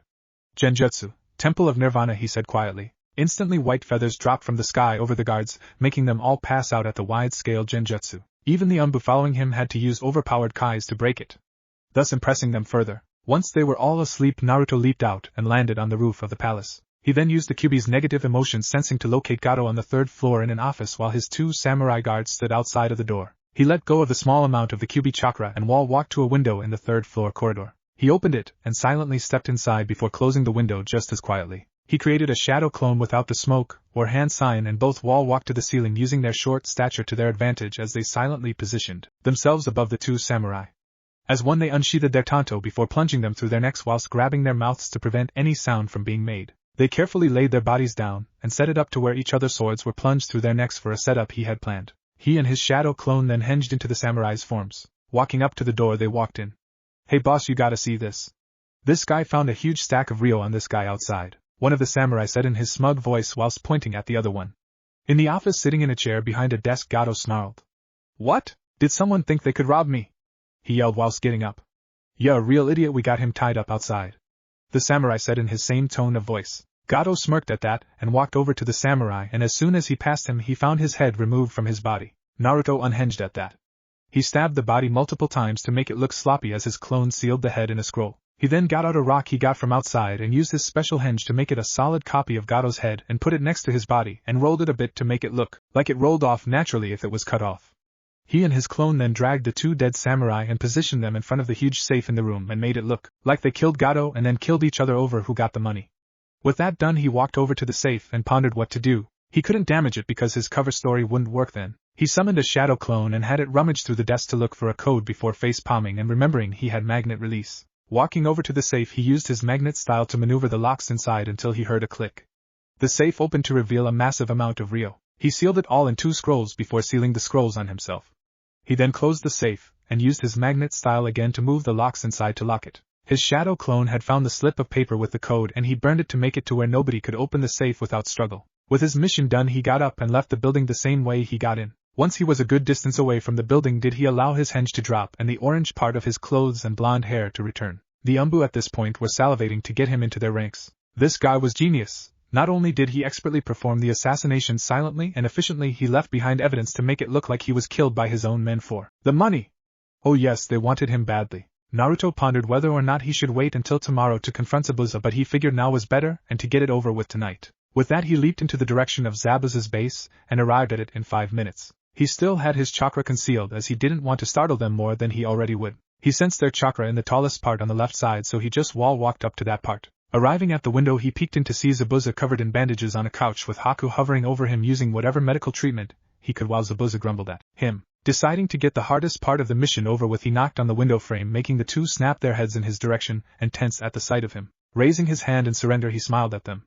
"Haha, no need to be so tense, I come in peace," he said. Haku got out his saban and prepared to attack before Zabuza put a hand on him to stop him. "Oh, and how can we trust you?" he said. At that, he brought out 2 scrolls. "Because I have proof your employer Gato was going to betray you and that I helped you out," he said as he tossed Haku one of the scrolls as Naruto just sat at the window frame nonchalantly. Haku caught the scroll and read the inside, raising his eyebrows. "Zabuza-sama, this is Gato's handwriting saying he wasn't going to pay us at all and that he had a contract with Kiri's hunter Ning to send your body to them if he managed to kill you," he said, gasping, making Zabuza's eyes narrow in anger. "Okay Naruto, thank you for the proof, but how are you helping us?" he asked. At that, Naruto unrolled the other scroll he had and unsealed it, showing Gato's head to them. "Tch, that was fast. You're seriously scarier than your mother. While I appreciate that he is dead, I don't see that helping us in any way, as I could have done it myself," he said as Naruto sealed the head away again before sealing the scroll away. He then unsealed another scroll and tossed it to Haku. Haku caught it and unsealed stacks upon stacks of Ryo, making her and Zabuza eyes wide. "That is surely more than he was going to pay you, so consider your contract to kill the bridge builder done. Now I have to ask, what are your plans now?" he asked, using subtle manipulation to guide the talk into the area he needed it to go. "We are going back to Kiri when I am healed up and joining the rebellion," Zabuza said, eyeing him warily, wondering why he wanted to know that. "In that case, could you deliver a message for me to the leader of the rebellion?" he said, unsealing another scroll, tossing it straight to Zabuza this time, who caught it and read it. "I am unsure of what the contents of that scroll are, other than Hokage-sama himself wrote it, and that we support the rebellion," Naruto said, raising an eyebrow at Zabuza's smirk. "Hey, it's just as you said. It states that Konoha is going back the rebellion, and it has information that a spy for Konoha has on Yagura and his forces. Hell with this, we can definitely win," he said, not mentioning how much information or what information it had. It is also a formal request to ally our villages should the rebels win. Boy, you can be manipulative, you know that? You never intended to kill me in the first place, and I bet you already knew I was going to be here. This was a diplomatic mission for you, wasn't it? He said, smirking at the smiling boy. Who knows? I only follow Hokage-sama's orders. Well, if that's all, I can leave now. Naruto said, turning to leave before Zabuza told him one final thing. Boy, I am going to do you a favor, so don't be surprised when your fame will precede you when your enemies meet you on the battlefield. He said mysteriously, making Naruto raise an eyebrow before he shrugged and jumped away. Haku sighed in relief at that. That guy terrified him. Naruto sighed in relief when he arrived at Tezuna's house and went to the room his shadow clone was in before it popped, and he received memories of his team arriving and everything going the same as last time, all the up to Inari saying they are going to die before walking away. He laid down in his futon and was out like a light. The next morning, Naruto awoke to the sound of a bunch of voices cheering outside the house. He groggily got up and went downstairs to see what was going on. Downstairs he spotted his team sitting at the table by themselves. What's going on? He asked them. The people of Wave are partying as the news of the death Gato by his own men who wanted the money themselves hit the town this morning. Now that they are free, they are partying. Kakashi informed him with an eye smile as he sat down. Oh, that's good for them then, Naruto said. He noticed the meaningful look he received from Kakashi and hand signed he would tell him later. Yup, now all we need to do is wait for the bridge to finish and this mission will be a success. Team 7's first A-rank mission, and we completed it without injury. Kakashi I smiled at them. Sasuke smirked at this while Sakura smiled. Since we have free time, Sakura, you should go and train in your first step of earth manipulation. You too, Sasuke, with lightning. Naruto, you stay here so we can discuss what you should work on now. Sasuke and Sakura nodded before leaving the house to train. Alright, now that we are alone, how did the mission go? Kakashi asked. Both of them was a success. I have Gato's head sealed in a scroll and made it look like he was killed by his own men over greed. Zabuza has agreed to join the rebellion and deliver the scroll for Hokage-sama. He said to him. I see, that's good. I am surprised you were able to complete both missions in the same night. I suspected Zabuza would have taken longer. Kakashi said to him. He was already planning to leave and join the rebellion, and I just used the situation to my advantage. He informed him. He nodded at that. I see, well, we should go and train to then, might as well use this time wisely. Kakashi said to him, and he nodded. 1 week later, the bridge was finished much faster due to renewed vigor, more workers, and Naruto's shadow clones. So here they were to see Tezuna off. I will never forget how much the Leaf Village helped us. I hope the scroll containing the new issue of payment will please your Hokage. Thank you, Team 7, Tezuna said to them, smiling and bowing. Mama, I am sure everything will be fine. Thank you for choosing Konoha. We will see you later. Kakashi waved them off as he and his team left back to the Leaf Village at a ninja pace now that they did not have a civilian. Once they were gone, someone asked what they were going to call the bridge. Hope Bridge, to signify new hope that Wave will be lead to brighter times, he said, and they all nodded. 4 hours later they arrived back at the Leaf Village.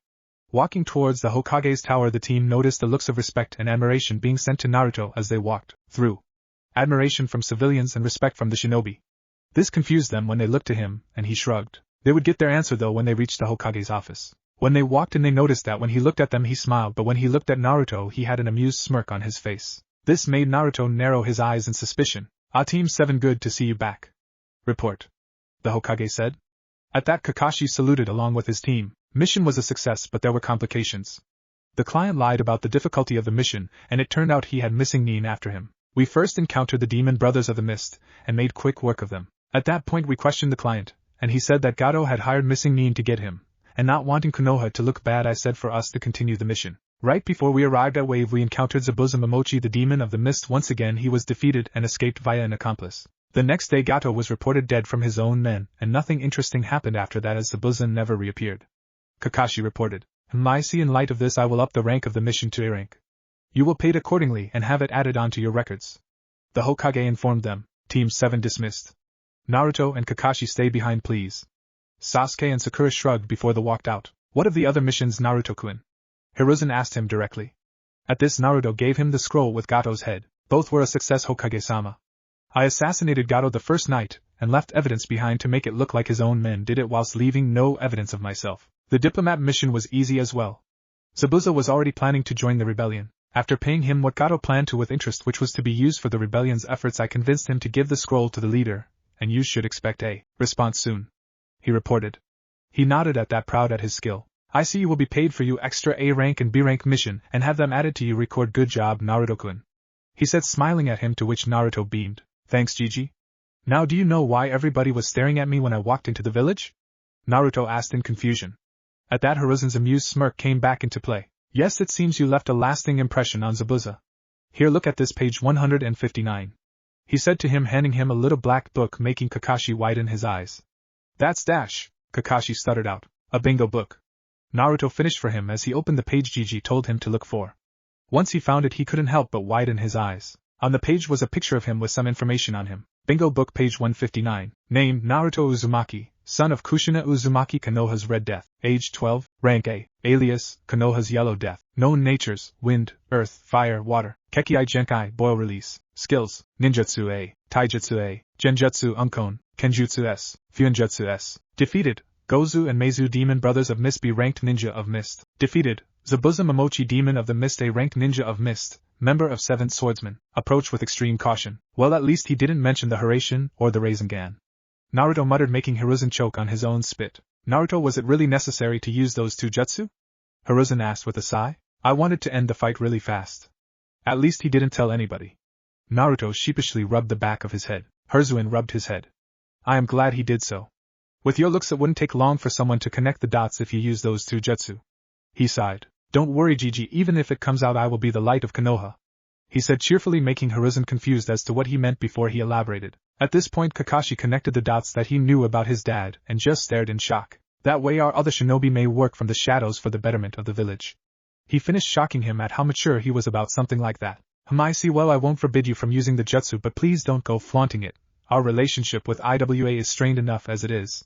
He told him, and he nodded. Good. Now, Naruto-kun, please come back tomorrow as we have some other things to talk about. Team 7 is placed on leave for 1 week to rest. Dismissed. Saluting, Naruto and Kakashi left the office. Anbu, report, he said after they left, and instantly 4 Anbu appeared kneeling on the floor. Hi, Hokage-sama. The boy Naruto exceeded expectations. He easily handled the mission. He has a great knowledge of ninjutsu, good form for taijutsu, excellent kenjutsu, masterful knowledge of fuinjutsu, exceptional stealth skill, and a tactical mind. At the start of the mission, when he encountered the demon brothers, he sensed them from 1 mile out, and told his Jonin sensei, who told him to keep it under wraps so they could see who their target was. Once they passed the puddle, the brothers were hidden in with genjutsu. Naruto used her boil release directly on the puddle, causing the brothers to leap out, as they were being burned. Naruto explained that she underpowered it so they could be captured and interrogated. After finding out about the client's lie, they continued the mission far more cautiously.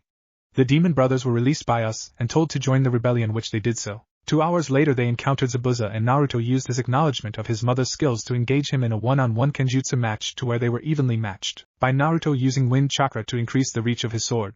The Anbu squad leader started to explain before taking a breath and letting another member take over. They then elevated to ninjutsu to where he used earth, water, and fire style and defeated him by finally using the Hiraishin from when he marked his sword and using the Rasengan on his back. He approached him, but he was saved by his accomplice. He made a shadow clone to accompany his team so that he could track Zabuza and his accomplice back to their base. He then waited for an hour outside of the base hidden before Gato showed up. A couple minutes later he was following Gato and his henchmen hidden to their base. Once it was located, he used henge to change his clothes and hair to black, and that's when his true genius started to come out. At this point Hiruzen could hear their awe as they spoke. He used a wide-scale genjutsu, the Temple of Nirvana technique, to put all the guards outside to sleep. Hiruzen was wide-eyed at the fact that she had enough chakra control to actually use genjutsu as a Jinchuriki and a Uzumaki. We even had trouble staying awake from the power and had to overpower Akai. He then leaped out onto the roof of the building and used his sensor abilities to locate Gato before silently going inside the building. He then perfectly assassinated his 2 main guards before making it look like they killed each other to our confusion at first before he henged into them with his shadow clone, and walked into Gato's office and convinced him to check something out before he removed Gato's head. The second Anbu said before he continued. He then made it look like his guards killed him and changed a rock into Gato's head with that physical henge he can use, and made the guards look like they killed each other over the money in the safe. We are unsure of how he opened the safe without the code and locked it again, but he burned the code for it and left. After that it was easy for him to convince Zabuza, as he told you earlier. He finished. I see, Hiruzen said as he pondered on all of this. So what is your evaluation of him? He asked his Anbu. Honestly, he shouldn't even be a genin. He is on par with Jonin and has the perfect skills to be an Anbu Hokage-sama. The squad leader said in all honesty. Well, the Chunin exams are in a week, so I will have him participate in them. He will be promoted either way, but this is a good way to make Konoha look good with him in the test. All right, you're dismissed, Hiruzen said. The Anbu shined away at that. The Chunin exams, Naruto said it was a major event, and that's what he and I will be speaking of tomorrow. I wonder how things will differ from his timeline this time around. He mused while staring at the Hokage monument. The next morning, Hokage's office. Alright, Naruto, what do I need to know about the Chunin exams? Hiruzen asked him when he arrived that morning. Lots GG, as it is the start of a lot of things that went wrong. Orochimaru assassinated the Kazekage, and when the finals came around he attended in disguise as him and tricked Suna into invading us. He is also the leader of the new village called Oto, and they joined Suna into invading us. We were successful in winning, but it was not at great cost. During the second exam he infiltrated the Forest of Death and marked Sasuke with a cursed seal which leads Sasuke to defecting 6 months later to him. Also during the invasion you faced him alone, and he used the Edo Tensei to revive the first 2 Hokage, which you then had to fight all 3. The 3 combined were too strong for you, so you had to use the Reaper Death Seal to seal them away along with Orochimaru's arms. You died afterwards. Oh, we also lost Gecko Hate when he tried to tail the spy Orochimaru has in Konoha. Naruto told him in his serious mode. Hiruzen looked like he had aged 10 years in that discussion after hearing all of the things his ex-student had done. I see. That's news is discerning. Okay, first off, who's the spy? Hiruzen asked, wanting to nip that bud first. His name is Kabuto Yakushi. He works at the hospital and is pretending to be a genin. He will be in the Chunin exams but will forfeit before the 3rd task. So have Jiraiya follow him instead. When he forfeits we cannot lose our sword master. Naruto said, and Hiruzen agreed to his logic. The only other thing we should change really is you not fighting Orochimaru alone. He attacks during the 3rd task in the middle of Sasuke and Gaara's match. I can handle him in the Forest of Death and prevent him from marking Sasuke this time.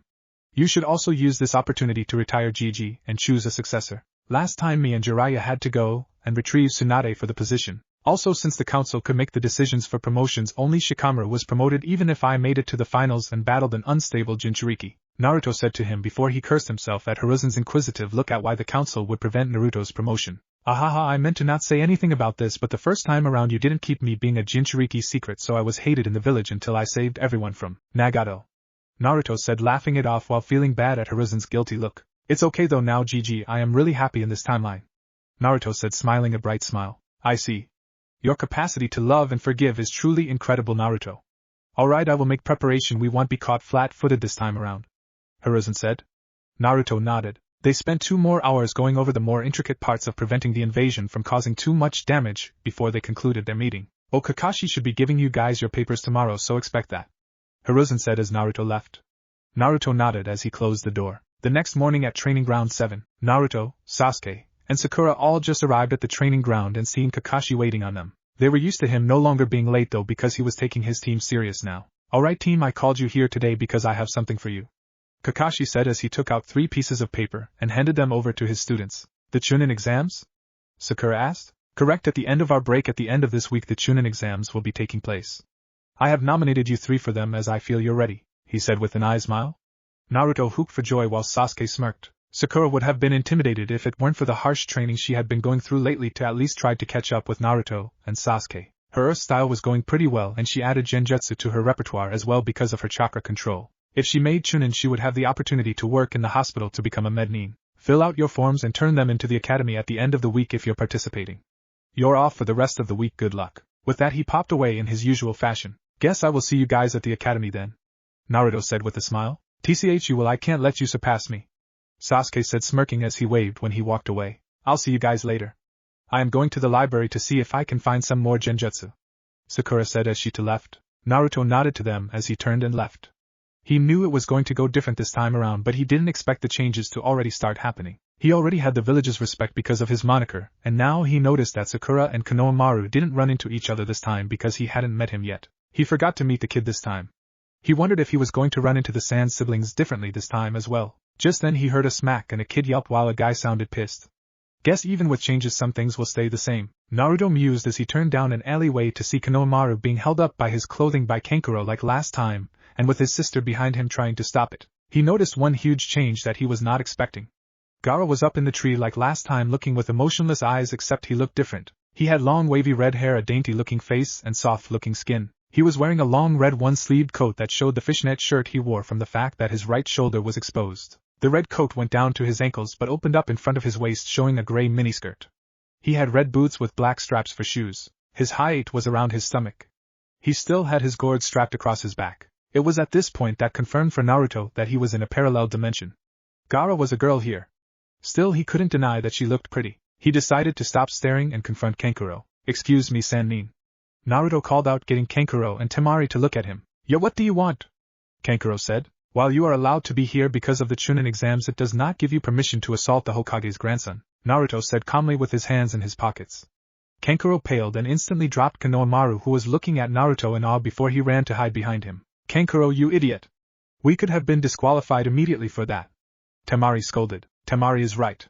A cold voice stated, making Temari and Kankuro freeze. Gaara, what's up? Kankuro nervously stuttered out. You're an embarrassment of the village. Come on, let's go. Gaara said. Kankuro and Temari nodded and walked over to her before she turned to look at Naruto. What's your name? Gaara asked. Naruto Uzumaki. What's yours? Naruto said. He noticed the other to pale as they realized who they ran into, while Gaara smiled a vicious smile for a second before it was gone. I am Gaara of the Sand. Mother wants your blood, I look forward to fighting you. With that she was gone while Temari and Kankuro walked away. Naruto flinched when he heard that, and it caused him to remember something huge that he passed up, forgetting all about it. He jumped onto the rooftops and went home as fast as he could, as he needed to get in his mindscape to resolve it. He arrived at his house and quickly went to his bed and sat in a meditative position before he found himself in his white expanse of a mindscape. He pondered about changing it in the future for the Bijus, but right now he had a bigger problem. He spotted all the Biju in a circle around him as they sensed his presence already. He looked up to them and spoke. I can't believe I forgot about this, but what about the other Biju that were in this dimension? Naruto asked. Oh, they're still there with their original host. This dimension just basically has twins now. Kurama explained. What about you, Kurama? There is still only one of you with me. Naruto said, looking confused. He was assimilated into me when we first got here. The same would go if you reabsorbed the rest of us, we would just assimilate into our older forms, even if it's just by 3 years. Kurama explained. I see, so the Akatsuki will still be a major problem since they can still capture the Biju. Naruto muttered as he sat down. You don't have to worry about that for another 3 years, Naruto. Remember, they have to go by tails and will attack Gaara in 3 years. Matatabi said to him. I guess so. Naruto said. There is some good you can do now though, Naruto. Fu is here at the Chunin exams as well. She just went unnoticed because her team failed in the Forest of Death when her teammates were killed by giant spiders. Her village blamed her and outcast her. She stayed in the wild after that for 3 years, hating humans, and was easily captured by the Akatsuki because of it. So I advise you to help my previous host and convince Hiruzen to allow her into the village. You can say she would be targeted to the leader of Takigakure, and the sniveling man will easily let her go. Chome stated. I will help her the best I can then. Naruto proclaimed to Chome. Good, remember from the war when she was reincarnated she was the green-haired Jinchuriki. Find her and help her in the Forest of Death. To make it easier you should allow her teammates to die again, as they were horrible as well and bullied her. Chome said. Naruto nodded. Alright, before I leave, do you guys want me to allow you control so you can change things to your liking in here? Naruto asked. Oh, thank God, yes. All this white is annoying. Matatabi complained. Naruto just nodded and allowed them free rein as he faded out. Once outside of his mindscape, Naruto decided to go to sleep. The academy 6 days later, Naruto arrived at the front of the building and found his teammates waiting on him. He nodded to them and the three walked inside, all three giving the Chunin attendant their forms outside before going in. Inside, they spotted numerous teams about, but they ignored them and went upstairs. Once they reached the next level, they noticed to their confusion a bunch of teams arguing over trying to get in a classroom that said 301 on top of it. Only Naruto knew what was up at first. There's a genjutsu on the door. Let's ignore it and go up to the next level. It will weed out the idiots. Naruto whispered to his teammates, who noticed the genjutsu as well. They nodded and followed him upstairs. They never noticed they were being watched by a genin in green spandex. That must be Sasuke Uchiha, and the other one is Naruto Uzumaki. I cannot wait to challenge the both of them, the genin thought as he watched them walk up the stairs. He then decided that his team too should get going. With Team 7, they had just reached the 3rd floor when they spotted their sensei waiting on them. Sensei, what are you doing here? Sakura asked when she spotted him. Oh good, all 3 of you are here. Hiei smiled. Seeing their confusion, well except Naruto, who he was suspicious of getting extra information from the Hokage, he explained. If all 3 of you hadn't shown, you wouldn't have been able to advance. This is a team test and requires all member of your team. He told his shocked genin. Well, good luck to you 3. Kakashi said as he poofed away. Let's do this, Team 7. Naruto said, putting his fist in the middle of them. Sakura cheered as she bumped his fist while Sasuke smirked and did so as well. With that, they walked into the exam room. They immediately noticed all the glares being sent at them trying to intimidate them. Naruto and Sasuke just shrugged it off while Sakura was affected a little bit but joined her teammates in walking over to another area. Naruto-kun! A flying purple bullet said as it latched itself onto Naruto. Naruto's sweat dropped at this weird change in the timeline. So she is my fangirl now instead of Sasuke's, he thought. Ino's teammates Shikamaru and Choji walked over to join Team 7 as well. What a drag, you guys are doing this as well. Sighed out Shikamaru. Yahoo, you guys are here too? A loud obnoxious voice said. Oh hey Kiba, so all the rookies are here then? Naruto said, spotting him and his team joining them. Yes, it is logical that our sensei are trying to give us some experience with these sort of tests more than us actually passing. Shino said, pushing up his glasses. Yes, that does sound like something they would do, Shikamaru said, agreeing with him. Whatever, me and my team will pass this easily. Kiba boasted. You guys should keep it down. A voice interrupted them. They all turned and spotted a silver-haired genin that looked older than them and was wearing purple and white clothing. Naruto tensed, wanting to kill the man in front of him, but held off on it as he had to wait for his chance. Who are you? Sakura asked suspiciously. The guy pushed up his glasses before he answered. My name is Kabuto Yakushi, and I guess you could call me your senpai in these tests, he said. So you done this test before? Sakura asked. Yes, I have participated 7 times, he said. Why, you must suck. Kiba laughed. Kabuto's eyes twitched, but he just smiled and answered. Well, it's because of that I have these, he said as he pulled out a deck of cards. What are those? Shikamaru asked, curious. These cards hold information on all of the genin I have encountered over the years of doing these tests. I even have information on all of you, Kabuto said. Oh yeah, prove it, Kiba said. Okay, I will show you the info on the most famous of your group, he said, and Naruto tensed. Kabuto pulled out a card and poured some chakra in it. Naruto Uzumaki Konoha's Yellow Death. So far he has completed 20 D-rank missions and my 1 B-rank mission and 2 A ranks. It says his specialties are ninjutsu, fuinjutsu, and kenjutsu, Kabuto said to a shocked room. Naruto's teammates looked at him with a raised eyebrow at the extra missions. He signed to them. Will explain later. Naruto had started teaching them Ambu-hand signs for more stealth on a mission that required silence. Meanwhile, the other rookies looked at Naruto with respect and jealousy in Kiba's place. How could you know that? I have not competed in the exams beforehand and my mission stats should be confidential? Naruto asked with a raised eyebrow, goading him. Kabuto just smiled and laughed nervously. Ahaha, I work in the archives for the village. I should regroup with my team now as I can see it's about to begin, Kabuto hurriedly explained before walking back to his teammates. When he left, Naruto scanned the room. He found Orochimaru looking at Sasuke hungrily, and ignored him looking elsewhere. He spotted the Sand siblings and seen Gaara eyeing him. He looked over the crowd of genin before he spotted a head of mint green hair. Finally spotting who he was looking for, he looked her over. She had short mint green hair and tan skin, awesome orange eyes, and had a cheerful smile on her face, but he could tell it was fake as he used to look like that. He seen that she wore a white top that stopped below her bust and was sleeveless. She had a fishnet top under it that hung down further from her top. She wore white arm sleeves on her arms that was not connected to her shirt. She had a white skirt with fishnet shorts showing underneath it. She had white ninja sandals as well.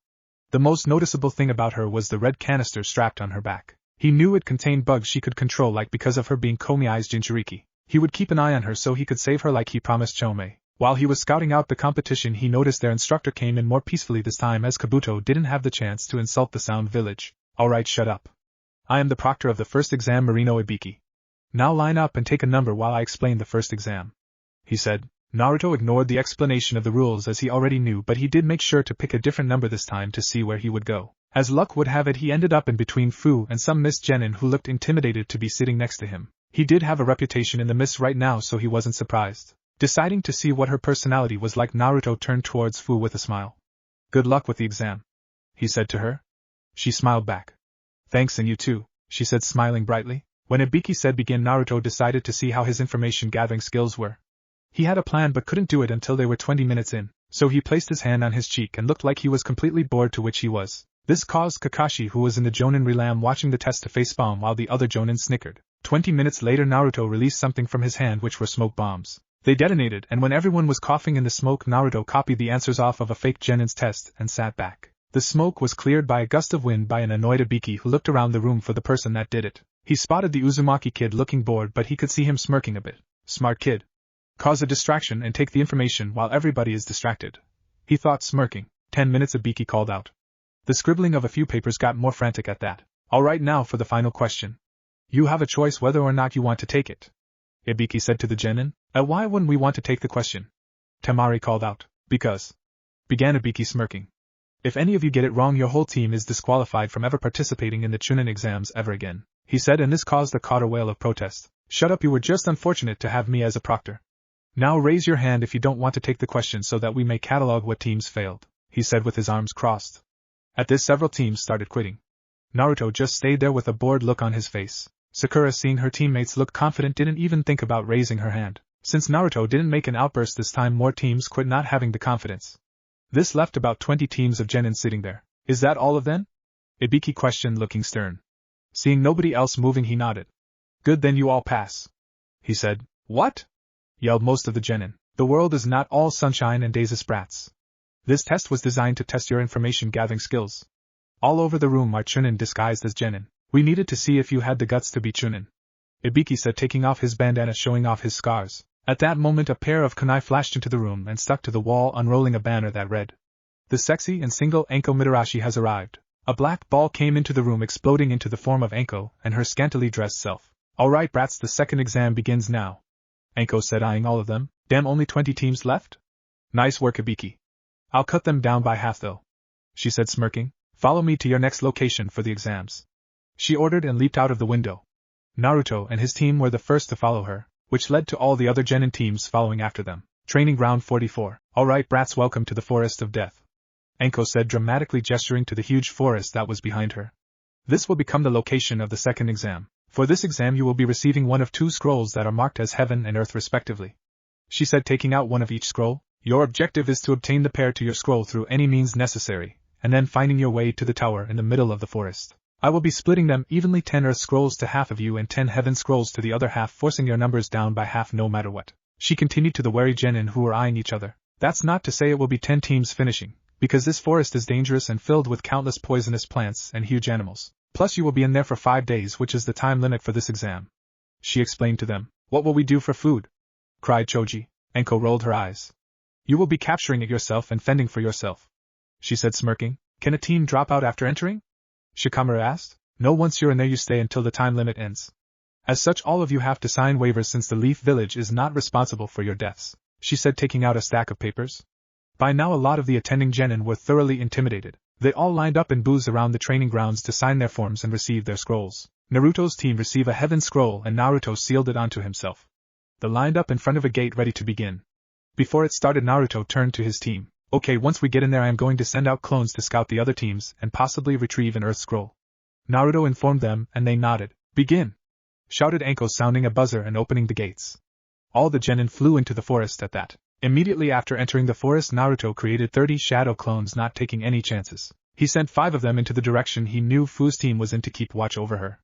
After that he and his team headed north. 30 minutes later they stopped on a tree branch and spotted a team of Aim Nin looking like they were planning. Sakura was about to throw shuriken at them before Sasuke stopped her. "Wait, those are Bunshin.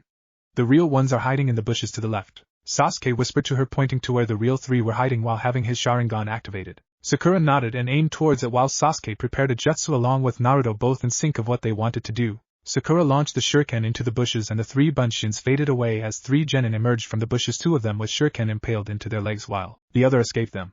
The 2 impaled ones cursed while the 3 huddled up with their backs together looking for their ambusher. "Fire style, Phoenix Flower Jutsu," Sasuke called out, sending 5 balls of fire straight to the genin who made themselves easier targets. "Wind style, Great Breakthrough," Naruto called out a second later, greatly empowering the fire, making them too large to dodge, and the 3 genin were engulfed in an explosion. Naruto, Sasuke, and Sakura dropped down with weapons drawn just in case. They needn't have bothered, as once the smoke was blown away by Naruto it revealed the 3 genin unconscious, as there was no need to kill them. Sakura searched them and found a Heaven scroll to their disappointment. She asked them what they wanted to do with, and Sasuke and Naruto said to burn it to weed out the competition.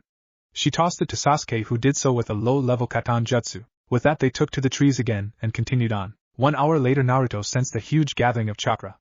"Get down and hang on to the trees with your chakra," Naruto yelled as he did some hand signs when he felt it coming. Sasuke and Sakura dropped to hold on to the trees they were on when he said that. "Wind style Great Breakthrough," Naruto called out, send a huge wave of wind at the same jutsu heading towards them. The one heading to them though was overpowered and blew through Naruto's hasty jutsu. It did stall it long enough for the 3 to have a good foothold to not be blown away. Once it was done the 3 genin stood up looking for who did that. "Kakuku, that was a good reaction, Naruto-kun," a chilling voice said right behind the 3. They whirled around, weapons drawn ready to fight. "Kakuku, that was a good reaction, Naruto-kun," a chilling voice said to them right behind them. The 3 whirled around, weapons drawn ready to fight. The sight that greeted them was a feminine-looking grass ninja. "Orochimaru," Naruto said with distaste. Sakura and Sasuke looked at Naruto in surprise when he recognized the ninja. "Oh, so you already know who I am, eh?" "Kukukuku." Orochimaru chuckled as he ripped off the face of the ninja he was wearing, as he had no need to hide if they knew him, to Team 7's disgust. It revealed a man with white skin and purple eye marking resembling fangs along with yellow slit eyes. He had long dark hair as well. "Yes, you're Orochimaru of the Sand Nin and S-Class Missing Nin of the Leaf Village," Naruto answered. Orochimaru just kept that smirk on his face as Naruto said all of this. "Well then, since you already know of who I am, why don't we have some fun? If you can beat me I will give you this Earth Scroll I have." Orochimaru said, pulling out the scroll Team 7 needed. Sasuke and Sakura were intimidated at the knowledge of who they were up against, and were wondering what they should do. Naruto just had his eyes narrowed as he stayed perfectly still. Orochimaru opened his mouth wide and was about to swallow the scroll before he felt a fist slam in his stomach, sending him flying into a tree. Coughing, he got up and looked to see Naruto sealing away the scroll he was about to swallow. How did he move so fast? I didn't even sense him. Orochimaru thought furiously. Then he noticed Naruto's eyes were different. They were gold with a bar as the pupil, and he had an orange pigmentation around his eyelids. Sage mode. How can one so young as him already have achieved such a thing? That still doesn't explain the speed he moved at either. Orochimaru thought. Kakuku already a sage at your age, Naruto-kun? I guess I have to take you a bit more seriously then. Orochimaru said, chuckling as he regurgitated the Kusanagi. Naruto narrowed his eyes as he unsheathed his tanto. He coated the blade in wind chakra, knowing the abilities of the Kusanagi already. Sasuke, Sakura provide long-distance support. I will engage him directly, Naruto said before he charged forward to Orochimaru, and they clashed their blades. They stalemated and leaped back. Naruto went through one-handed hand signs, much to Orochimaru's surprise. Sage art, lava style, flowing magma, Naruto called out, and he spit out a wave of lava at Orochimaru. Orochimaru flashed through hand signs and countered. Water style, wild water shockwave, Orochimaru called out, spitting a huge wave of water at the magma to cool it. Seeing it wouldn't be enough, he raised a quick earth wall. Damn, he can even augment his jutsu with it. Orochimaru cursed in his head. Feeling killing intent behind him, he turned just in time to block Naruto's wind chakra-coated tanto. He however was not prepared for a Rasengan to be smashed into his stomach, sending him into a tree again. Falling from where he smashed, Orochimaru regurgitated another body from his own mouth using his own jutsu. I can only do that one more time before I would have barely any chakra left. That's brat's way stronger than a genin. Orochimaru mused as he got up and looked up just in time to see Naruto throwing a jutsu he had never seen before at him. It resembled a Rasengan, but it was white and shaped as a shuriken. It sounded like a bunch of blades screeching against each other. Orochimaru tried leaping away, but as it neared him, Naruto smirked. Expand? Naruto called out, and it grew to a huge size and collided with Orochimaru.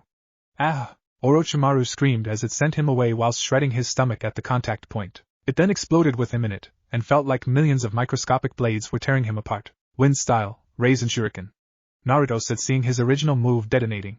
When it was done, Orochimaru's body fell from the sky and landed on a tree branch. Out of its mouth came a hand, and then another body of Orochimaru emerged, though it looked weak and was breathing hard. You brat, haha, do not think you have one here, Orochimaru said, panting.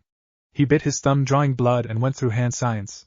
Summoning jutsu, Orochimaru called, and a huge puff of smoke emerged before a white snake barreled out of it, heading for Naruto, and Orochimaru turned towards Sasuke and elongated his neck and approached Sasuke at too fast a speed for him to react. Just as he was about to bite down on Sasuke's neck, he felt something impact with his stomach and send his body flying, along with his elongated head. He looked down to see Naruto had his fist impacted in his stomach, coated with nature chakra. Orochimaru spat out blood and he was sent flying through the forest and cursed Naruto. Once Orochimaru was gone, Naruto leaped back over to his awed teammates. Come on guys, we need to head for the tower. I don't want to be here when he comes back, Naruto said to them, and they nodded and followed Naruto as he seemed to know where he was going.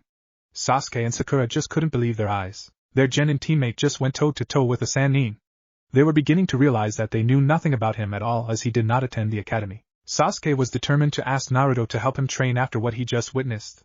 If he could become as strong as Naruto, then he could finally kill his brother. It took them another 5 hours of tree hopping before they finally reached the tower in the middle of the forest. Once inside, they read a plaque that had a hidden meaning of telling them to open both of their scrolls at the same time. Smoke erupted from them before their academy instructor Irika emerged. He then told them that he was proud of them for advancing that far, and that the final exam would be at the end of the 5-day period of the second exam, and that they could use the rooms in the tower they were in to rest up for it.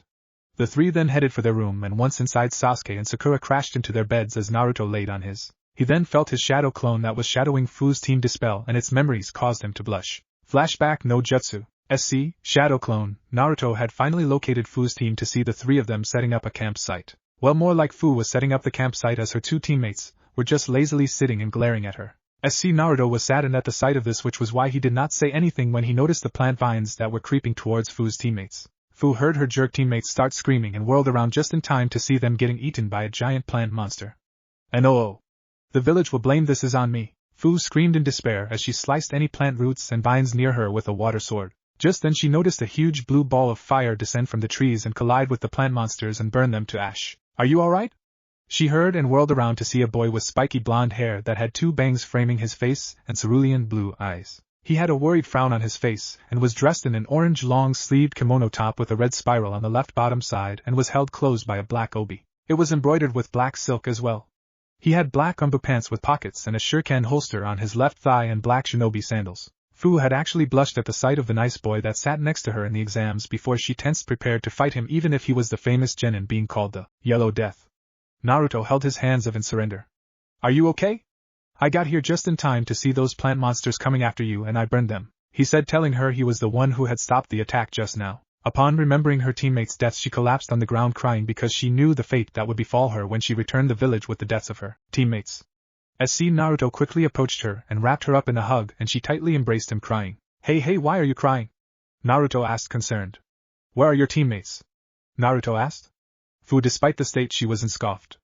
I could care less about those two jerks. The reason I am like this is because when I turn up to my village with their dead bodies I am likely to be banished. They already hate me enough as it is, all because I had a freaking Biju sealed into me. She cried out before she froze and looked at Naruto with fearful eyes, thinking he would shun her too. Naruto just gave her a kind smile. Hey, don't worry, I won't fear you or shun you. In fact, I know you feel completely. If you can keep a secret I will show you why, Naruto said, keeping his kind smile. Fu shyly nodded. Naruto smiled before he stood up and helped Fu up as well. He closed his eyes and Fu felt an incredibly familiar type of chakra began to gather around him. When he opened his eyes they were red with a slit for a pupil, and his whisker marks on his cheeks became blackened and more feral appealing, along with his canines growing slightly longer. She gasped as she recognized the changes. You're a Jinchuriki too? She asked, hopeful that she found someone like her. Naruto nodded. Yes, I contain the Kyuubi, Naruto said as he allowed the changes to recede. He suddenly found himself engulfed in a hug, and whilst flustered he hugged her back. I am so glad I met someone like me, she whispered whilst hugging him. Naruto smiled. Well then, since your village seems to not want you anymore, why don't you join mine? I can take you in under clan protection and there is nothing anybody could do about it, Naruto questioned. Fu looked at him with teary joy-filled eyes before she kissed him on the cheek whilst shouting thank you over and over again. Naruto's face resembled a tomato at that as he held his cheek that had just been kissed. When Fu realized what she had done she blushed scarlet as well and hid her face in her hands. Naruto chuckled a little at that. Well then, allow me to introduce myself. I am Naruto Uzumaki, Naruto said with a flourished bow that made Fu chuckle. Deciding to return the gesture she bowed as well. I am Fu, no last name, she said smiling. Follow me, Fu-chan, then. We will sneak out of this forest and head to my house. I am just a shadow clone of Naruto as he is with his team doing this exam, Naruto said, holding out his hand. Confused, Fu grabbed it. How do you plan to sneak out? There are leaf shinobi watching over the exam, she questioned, and Naruto flashed a foxy smirk. Hold your breath, was all she heard before they flashed away. After she got over the shock of teleportation and Naruto dodging questions about it, he settled her in his home and told her the original will be there after the exam was over and popped. Flashback, no Jutsukai. After receiving the memories of his clone, Naruto fell asleep, wondering if there were going to be changes in the preliminaries. Day of the prelims. Team 7 along with teams 8, 9, and 10 all had passed, making the whole of the rookie 12 be a part of the prelims. Along with them were another older Konoha Genin team, which was Kabuto's team, the Sand siblings team, and the Sound team had all made it. Although the Sound team were glaring murder at Sasuke for some reason, they were all lined up on the arena floor with the Hokage standing in front of them along with their Jounin senseis and the Chunin exam proctor for this time, which was Hate, the Hokage, them spoken to them. I would like to begin by saying congratulations to all of you for passing the second exam. However, I have some bad news. There are too many of you who passed, and so we must hold the prelims to lower the number a bit, as the third exam will be a tournament in front of the 5 Kages this time around along with the demos, and with this many it would take too long, he said, earning some protest from the ones who had just made it that day, which included Team 8. Yes, I know some of you may be tired, but you have to understand the reason we hold these exams publicly like this. It's a substitute for war. In times of peace like these, we villages compete against each other for clients with exams like these. He explained to them, getting them to understand. Now the prelims he was interrupted by a cough as Hate stepped forward. If I may, Hokage-sama? He said, and when Hiruzen nodded, Hate looked at the assembled genin. Hello, I am Gecko, Hate and proctor for this year's Chunin exams. We will be holding the preliminary right now. The board behind me will cycle through names, and the two that show will face off against each other. It could be anybody that passed, including teammates. He told them. Now please make your way to the stands above us, and we will begin. All of the genin walked up the stairs, and once they did so the screen began flashing through names. After a couple of minutes it stopped. The first match will be Naruto Uzumaki vs Saku Abumi. Hate announced the names shown. Naruto smirked at this change in the timeline, as it meant Orochimaru was watching him now if he interfered enough to get Naruto to face off a Sound ninja. It also meant he did not need to hold back. He leaped down onto the stadium and stood across from the boy with the windpipes in his arms. I don't care if you're in the bingo book if I kill you here and now I will be famous. Zaku declared arrogantly. Naruto raised an eyebrow at him. If that's you think then I will win in one move. Naruto said back, making Zaku furious. After seeing that they were ready, Hate called for them to begin. Decapitation Airways. Zaku shouted, raising his arms and blasting concentrated blast of wind chakra at Naruto. The Naruto it hit though was just an afterimage as Naruto disappeared and reappeared behind Zaku in pure speed before hitting his lower back with a palm strike, sending him rolling across the arena as black lines crawled over his body from the sealing ink in Naruto's glove. Zaku cursed as he felt his body lock up on the ground from a paralysis jutsu. Don't worry, it will wear off in about 30 seconds, I just needed time to do this, Naruto said as he sliced his wrist open with his tanto, greatly confusing everyone there as they watched his blood pool onto the ground. Naruto then flashed through hand signs before calling out. Uzumaki's secret art, blood clone jutsu, he said, and the blood bubbled and rose before forming an identical clone of Naruto, only it was just a little weaker than him and far more alive and powerful than a shadow clone. Everyone there then realized why he cut himself open. Naruto then swung his blood-covered arm that was steaming as it healed and slung the blood on the floor around his blood clone. He then looked at the Hokage and Orochimaru in disguise as the sound team's Jounin and smirked, before flashing through 100 hand signs in seconds. Hiruzen and Orochimaru widened their eyes as they realized what he was doing. Summoning jutsu, Edo Tensei. He shouted as he slammed his hand on the floor, causing seals to appear under his clone and a coffin to rise out of the ground and swallow him. Zaku was also starting to get feeling back in his body as the seal wore off. Everyone there not in the know were curious as to what summoning technique required a sacrifice, while others had a bad feeling rise up in their chest as the coffin began to slowly creak open. There were several gasps of shock from the older Jounin in the room, along with the Umbu and the Hokage, as well as Orochimaru, who widened his eyes in surprise as they recognized who stepped out of the coffin. It was a stunningly beautiful woman with long scarlet hair. She wore a short-sleeved pale yellow kimono top reminiscent of Naruto's. It was closed by a black obi. She had black short shorts on under the kimono top, making it seem like a skirt. She wore thigh-high black socks and black shinobi sandals. Her black scara and cracked skin reminiscent of paper did nothing to detract from her beauty. This was the Red Death of Konoha Kushina Uzumaki. Hey Ka-chan, Naruto said, grinning, further shocking the younger generations as this let them know who the woman was. The woman, it seemed, shook a little before what looked like clarity came to her eyes.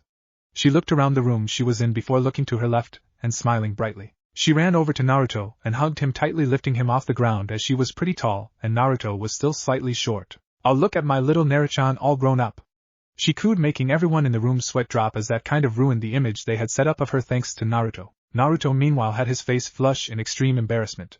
Although Naruto, this jutsu you used, please tell me you didn't sacrifice anyone to summon me, she asked. Naruto however shook his head and grinned as they ignored everyone around them. Nah, I used one of our clan's secret arts, the blood clone, he said, grinning as if he just broke the laws of ninjutsu. Which he sort of did. This caused Kushina to smile brightly at her son before her face turned serious as she set him down and looked at the person across from them who had risen onto his feet by now, with the seal completely wearing off. So why have you summoned me, Naruchan? She asked.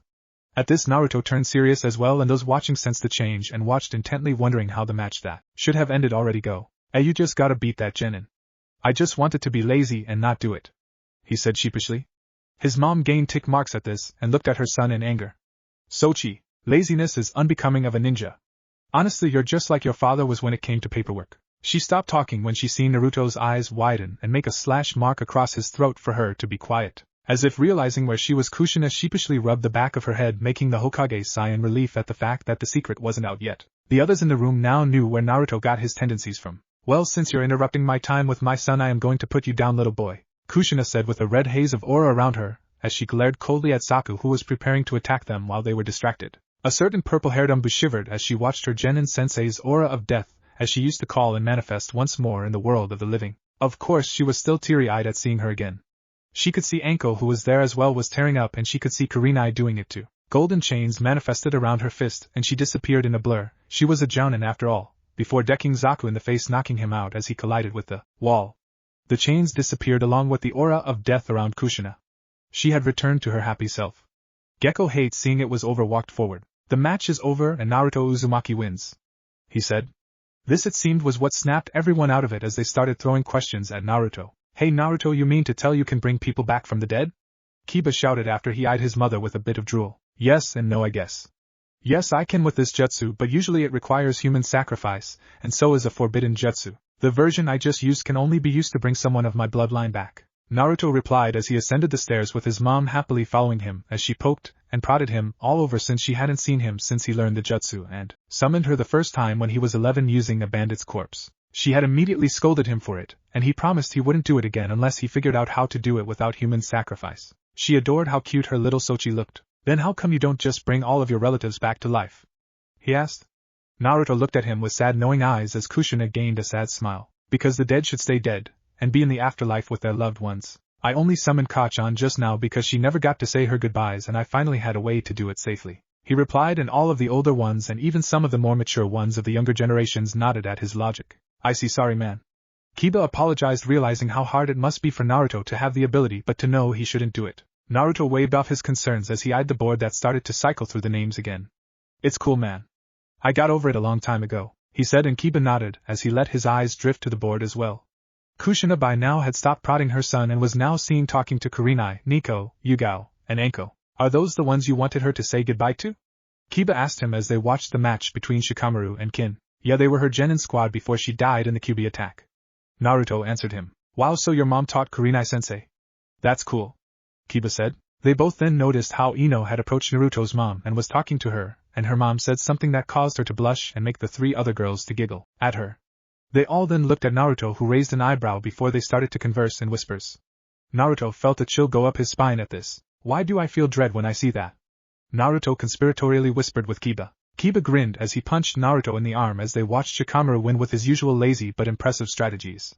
Dude, if I were you I would enjoy it. He laughed. Yeah, but my mom can be a pervert sometimes. When I first summoned her she went on and on about how I should rebuild my clan with multiple girls and that she wanted lots of grand babies. I always thought you should be monogamous. Naruto complained as he and Kiba watched as that guy Dosu faced off with Shino. Kiba looked at him like he was stupid. Dude, I wish my mom was like yours. She sounds awesome. He whispered as they watched Shino plug his ears with bugs to cut off Dosu's melody arm technique before winning by draining him of chakra and poisoning him with poisonous beetles. Yes, she is awesome, Naruto said, chuckling. They continued to talk as others went up and fought. They watched the catsuit-wearing Sans sibling win against one of the older Konoha genin, and then watched his sister beat the cute panda-looking genin from Konoha. They then watched as Sasuke easily beat the other older Konoha genin with his fire ninjutsu. Their teammate Kabuto having forfeited at the beginning. Then there was an actually impressive match between Sakura and Ino, with Sakura winning by tricking Ino into trying to possess an earth clone before knocking Ino out with a rock-covered fist. Then a match that always pissed Naruto off to watch was Hinata vs. her cousin Niji, which actually went the same as last time, except it was Lee who shouted encouragement for her, beating Naruto to it. Naruto remembered how Hinata said she grew up idolizing his determination to pull through, and he figured that with his absence this time, Lee must have filled that role. The next up was Kiba and Choji. It was a fierce match after Choji received encouragement through bribing with barbecue. It was also ironic since their best moves both caused them to spin at an insane speed. It ended with Choji losing due to him not having as much stamina as Kiba, who outlasted him in their spinning taijutsu moves contest. The last match was one Naruto was waiting on. He had no idea what kind of effect growing up as a girl had on Gaara and was wanting to see if anything would be different. He was right somewhat, as she seemed more bloodthirsty than her male counterpart, but he could be wrong. If she was, he assumed it was a defense mechanism to protect herself from the darker aspects of shinobi life. It ended the same, with Lee critically injured and Guy saving him from death by pushing aside Gaara's sand. Naruto may have wanted to change things, but even he knew when to stay out of it. This all led to Naruto, Kiba, Sakura, Sasuke, Niji, Shikamaru, Kankuro, Temari, Gaara, and Shino standing before the Hokage, Hayata, Anko, and Kushina, who hasn't had the chance to say her goodbyes to everyone she knew yet. Congratulations to all of you for making it to the third exam. As I said before, it is a tournament. You will be drawing numbers to determine the matches. Do so now, Hiruzen informed them. Anko came up with a box filled with strips of paper. All of the genin did so. Please read out your number now, Hate said as he had a clipboard and pen ready to draw up the matches. 9, Naruto said. 1, Sasuke said. 2, Niji said. 6, Sakura cheered, happy that she made it to the finals. 4, Shino drawled out. 3, Kankuro lazily said. 7, Shikamaru sighed out. 8, sniffed Temari. 10, Gaara said, grinning bloodthirstily. 5, Kiba said, grinning. Hate wrote down their numbers before informing them of their matches. So the match order is Sasuke vs. Niji, Kankuro vs. Shino, Kiba vs. Sakura, Shikamaru vs. Temari, and Naruto vs. Gaara. Hate informed them as the respective ninja eyed their opponents. There will be a month-long break to allow our dignitaries to arrive, as well as let you develop more skills besides the ones you showed off here today. I hope you all the best of luck. Hiruzen informed them before shunshining away. Kakashi and Kushina came up to Team 7 after everyone left, as they were the ones who stayed. Congratulations to all of you for making the finals and being the only full team to make it. Kakashi said, smiling. This got a thanks from Naruto and a shy one from Sakura and a good-natured smirk from Sasuke. Now as for training for this month, Kushina here said she would like to introduce Sakura to someone she believed could help her over the month. Naruto, I have a gift for you that I think will greatly help you, and to tell you Jiraiya is in the village. Sasuke, you're with me, Kakashi informed them, getting nods from the three. Kakashi grabbed Sasuke's shoulder, and they disappeared in a swirl of leaves. This left Naruto, Sakura and his mom. Alright, first off, congrats Sochi. I am so proud of you. Also, since it seems you know Jiraiya, I want you to punch him in the nuts for me when you catch him peeking, she said, winking, causing Naruto to smirk and nod. Alright, good. Now before I depart back to the afterlife, I want to introduce you Sakura to someone I trained during their genin days who I believe can help you beat that Inuzuka. Naruto, I will see at home later, alright?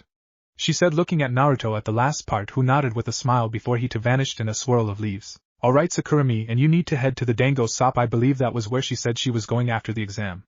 Kushina said, smiling. Sakura nodded with a smile and allowed Kushina to shun her away from the stadium. Naruto had shun back to his house after his mom and Kakashi had told him to meet with Jiraiya later at the hot springs. He appeared at his front door and brought out his keys to open his door. Once he did so, he walked inside. Fu, I'm back, he called out as he walked inside. He heard footsteps and looked up to see a sight that caused his face to ignite. Ga, put on some clothes, he shouted as Fu walked in, clad only in a towel, as it was evident she had just gotten out of the shower. Fu had a bright smile on her face though, as she ignored her modesty. Hey Naruto! This place is great, and man, your bath is so big and relaxing, she said brightly. Naruto, despite wanting her to put on some clothes, sighed as he smiled. I am glad you like it, Fu. Now if you will put on some clothes, we can go talk to the Hokage about you staying here permanently, he said with a soft smile. Fu nodded her head vigorously as she ran back to the room Naruto's clone told her would be hers. Naruto chuckled at her and left to his room to put on a fresh set of clothes as well. 10 minutes later the two were roof-hopping towards the Hokage's tower. Fu seemed nervous about it at first, but seeing Naruto's calm and confident look, she had calmed down. They arrived at the office and asked the secretary if they could go in, to which she smiled at Naruto and nodded. Naruto walked up to the door and knocked, and after receiving an enter he walked in with Fu beside him, who had a nervous look again. Hiruzen looked and seen the two. He smiled at Naruto but raised an eyebrow at Fu, who still had her Takigakure headband on her arm. Good afternoon, Naruto-kun. Congratulations on making it to the finals. I have to ask, why do you have a Takigakure genin with you? He asked, curious. At this, Naruto rubbed the back of his head. Ha ha ha, you see, this here is Fu. She wants to become a ninja of our village, and I plan to take her in under clan protection to do so. You see, she wasn't treated well in Taki due to certain reasons, Naruto said, pointing to his stomach at the end. Hiruzen widened his eyes at this and looked at the nervous girl. He sighed and rubbed his forehead. Since you are using clan protection, there is nothing I can do stop this, and I will have to allow it. Although she will need to be on a suspension period so that we can be sure she is loyal. Sometimes, Naruto, I feel that you like to give me headaches, he said, chuckling at the end. Do you know which one? He asked after he had placed his hand on a seal on his desk to make the rest of the conversation private. Naruto nodded. She is the host to the Nanabai. Naruto answered as Fu clutched onto his arm, hoping she wouldn't be treated bad by the Hokage for this. I see. Fu, what color would you like for your headband? Hiruzen asked, releasing the seal as he opened a drawer on his desk that was filled with different colored headbands. At this, Fu smiled. Red, she cheered, feeling better that he didn't care. Hiruzen nodded and he tossed the red one to her. She undid the one on her arm and replaced it with a new Konoha one. Will we receive any problems from Taki over this, Naruto? Hiruzen asked. He trusted Naruto to make good decisions and wanted to know what he planned to do. Naruto shook his head. No, the leader of Taki is a coward and would likely have banished her when they found out that her teammates died in the Forest of Death. If they say anything, just inform them of the Akatsuki and that it would be better for her to come here, he said. Hiruzen nodded. Okay, now I believe that you have been told Jiraiya is here and that Kakashi gave him something for you? Hiruzen asked. Naruto nodded. Alright, then you're dismissed. I am sure you know where he is, Hiruzen said, and Naruto nodded. Naruto turned to Fu and smiled. Come on, Fu-chan, let's go hit a pervert at the hot springs, Naruto said, smirking as he grabbed Fu's hand and led her out. Fu had a confused look on her face but nodded and followed Naruto out. Konoha Hot Springs. Perverse giggling could be heard from a tree right outside the hot springs as a uniquely dressed man sat in it with a pair of binoculars in his hands. He had long spiky white hair that had a ponytail at lower part of his back. He had red markings on his face and cold black eyes. He wore a red and green kimono top over a mesh shirt and red shinobi pants.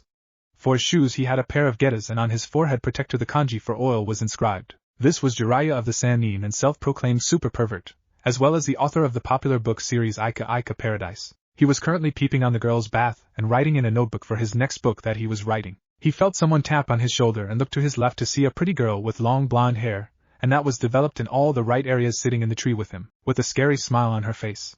She wore an orange kimono top with black accents held closed by a black obi and had black skirt on under it. She wore thigh-high black socks and black shinobi sandals. My mom told me to do this, so sorry, the girl said in a cute voice before she punched a pale Jiraiya in the face, who had finally recognized the girl and sent him flying into the hot springs female section. Female were heard screaming as a splash was heard before the sounds of male screaming was heard as he got beat to hell. The girl in the tree exploded in a puff of smoke before it cleared to reveal Naruto, who was using his sexy jutsu. He was laughing so hard that he had to hold his stomach, and giggling was heard beside him as Fu was sitting on the other side of him laughing at the scene as well. Oh, that's always fun, Naruto said, calming down as he wiped a tear from his eye. Yeah, it was.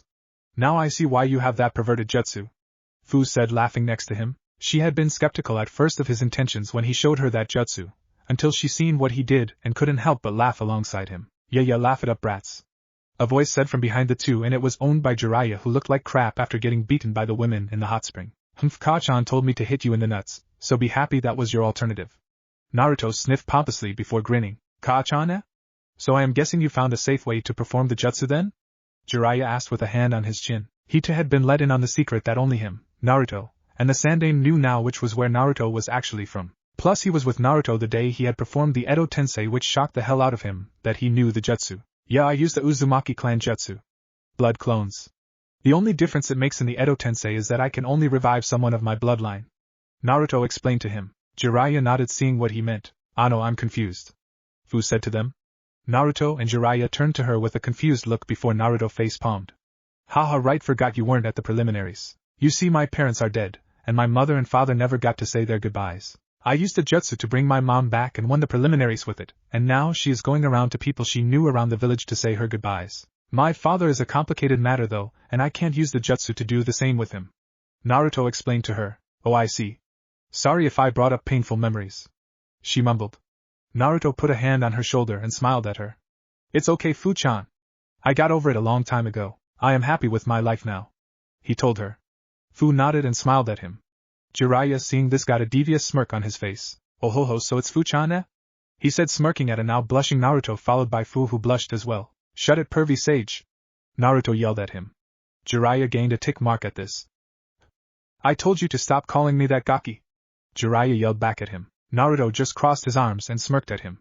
Fine, see if I give you the gift Kakashi got you for the finals, Jiraiya grumbled as he crossed his arms and turned around. In an instant Naruto was in front of him, in his face with a huge smile. Let me see it. What did he get me, ha ha ha, Naruto said really fast. Jiraiya smirked at and made a show of dramatically sighing as unsealed a black case from his arm before handing it to an excited Naruto. Naruto slowly opened the case and gasped at what was inside. He shakily raised it up for Jiraiya and Fu to see. Is this what I think it is? Naruto said as he rubbed his hand down the blade that Kakashi gifted to him. It was a tanto, except it was nothing like his ordinary one.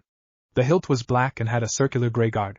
The blade of the tanto was a pure white. Yup, the white light chakra saber of the Hokage clan. He said it was time it was passed down again after he had it fixed, Jiraiya informed him. This earned a gasp of surprise from Fu, as she knew that blade, as it was made infamous from both Tsukumo and Kakashi. Can you tell him I said thank you when you see him? Naruto said as he wiped his eyes with his sleeve. He truly loved the gift that Kakashi had given him. I will, brat. Now we both know you're more than powerful enough for the finals, and Kakashi talking to you about training with me for the month in front of your teammates was just a cover for you to use. So was saying that you're free to do what you want for the next month, Jiraiya explained to Naruto, who nodded his head. Naruto then looked at Fu before looking at Jiraiya. Hey Jiraiya, what nature transformations are you capable of? Naruto asked, curious. Jiraiya raised an eyebrow at the random question but answered anyways. Well, I am capable of using them all, but my main ones are earth, fire, and water. Why? He asked after answering. Well, since you're going to be here all the way up to the finals, why not train Fu-chan then? She is a new shinobi of the leaf and will be either assigned a team or apprenticed to a jounin after the Chunin exams are over with. Naruto suggested, much to Fu's shock. It would be an honor for her to be trained by one of the Sannin. Fu, tell me about yourself, Jiraiya said to her. Fu looked a little nervous at first, but after an encouraging nod from Naruto she straightened up and answered. Well, I am originally from Takigakure, and know the jutsu taught to all genin the water sword. I know that by testing my affinity with chakra paper that it is earth, and with a lot of use of the water sword I have developed a minor one for water now as well. I am also the Jinchuriki of the Nanabai, she said confidently. Jiraiya nodded, humming. He wasn't shocked, as he had been briefed on the situation as he was hiding in the Hokage's office watching the meeting. He was sure Naruto noticed as well. How well can you control its chakra? He asked her. In times of duress I can enter the initiative state, But I have been too afraid to try and go further since I didn't have someone to control me when I tried, she answered him. Alright, I'll train ya, and in the process we can see about furthering your control over the nanobi. He told her with a grin. Fu nodded with a happy grin, excited that she would receive training from a Sannin. Alright, then I will be heading home to say goodbye to Kachan, Naruto said with a sad smile as he waved them goodbye.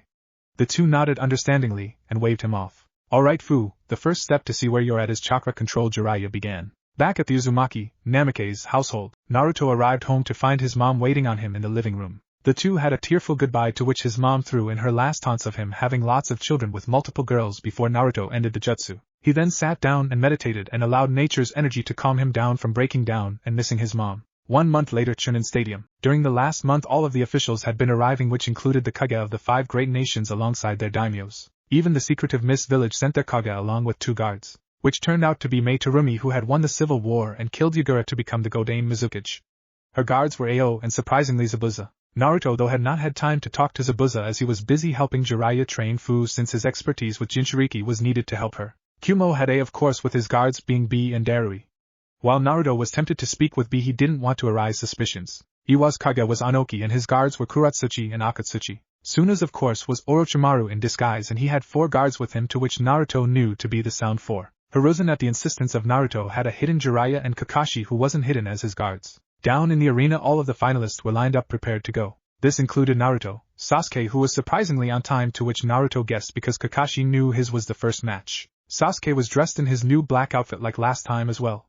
Sakura was there, and she looked different as well as a result of her month with someone like Anko. She didn't ditch her red, but she was dressed in a sleeveless red top that stopped at her mid-drift, under of which she had a mesh shirt. She had a red skirt and a pink sash-like object tied to the right of it. She had a utility belt to hold her pouches. She had black sandals as well. The other finalists were Gaara, Niji, Kiba, Shikamaru, Temari, Kankuro and Shino. Hate, who wasn't assigned to shadow Kabuto, then approached them in the middle of the stadium and looked up at Hiruzen to await his introduction. Seeing this, Hiruzen rose out of his chair after checking to make sure the stands were full. In the room with the 5 Kage were the 5 daimyo as well. In the stands all of the rookie 12 who hadn't made the finals were there as well, along with Rock Lee, who was on crutches. Fu was there to cheer on Naruto as well. Welcome everybody to this year's finals of the Chunin exams, Hiruzen opened with, and received a loud chorus of applause and cheers as this was the biggest one yet, with all 5 villages watching the finals. I will keep this short since I am sure the genin are excited for their chance to fight. I would like to personally congratulate all of this year's finalists, and with that I announce the beginning of the finals. He ended, earning another chorus of applause and cheers. Hate then spoke up once the applause died down. Alright, can I get Sasuke, Uchiha and Niji Hyuga to remain here? The other finalists need to go to the waiting area, he said to them. All except the 2 announced made their way to the waiting area to watch the match. Sasuke and Niji then stood to face each other as Hate was in the middle of the 2. Alright, are the 2 of you ready? The 2 nodded. Hajime, Hate called, bringing down his arm and leaping back. The 2 genin both instantly activated their dojutsu, making those in the crowd excited. Niji smirked. I acknowledge your position as Rookie of the Year and look forward to this fight, and realize that this is not a time for words, Niji called out. Sasuke narrowed his eyes and just watched Niji cautiously. Niji then charged forward to engage Sasuke in his clan's signature taijutsu style. Sasuke, knowing the dangerous nature of it, utilized his Sharingan to the max, and used his clan's interceptor fist to counter everything Niji threw at him, whilst minimizing his chakra points from being closed.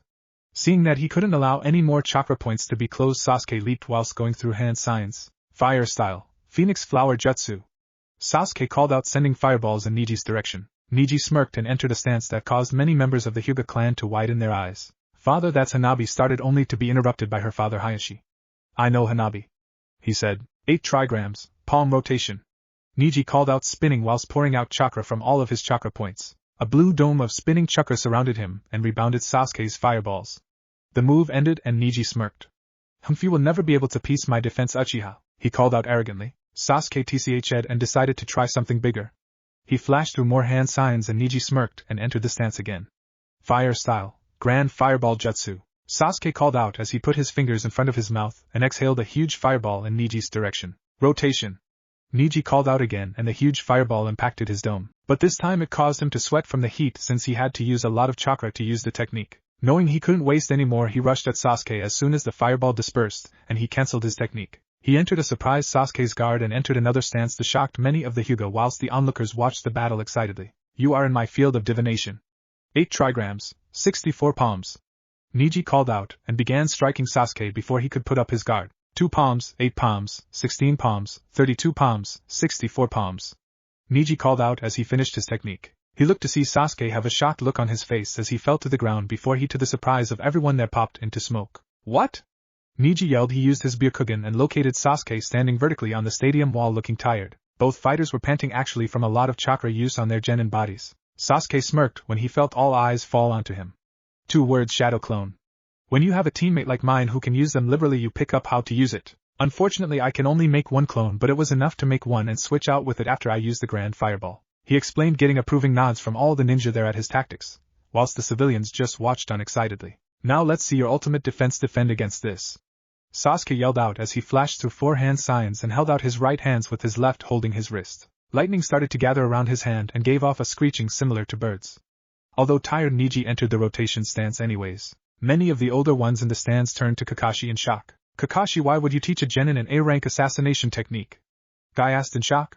Kakashi boredly turned his gaze from the fight and answered the question. Well, I knew he would be fighting a tough opponent in the Hyuga and he needed a trump.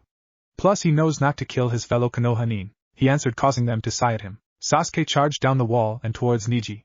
The lightning tore up the ground in a trail following his hand that was encased in it. Once he neared him, Niji used his rotation again. Chidori! Yelled Sasuke as he drove his hand into the dome.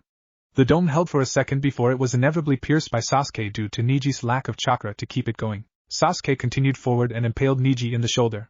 Much to the relief of Kakashi, who was worried for a second there. Niji fell down to the ground, passed out from pain and exhaustion, whilst Sasuke fell to a knee, panting from using too much chakra as well.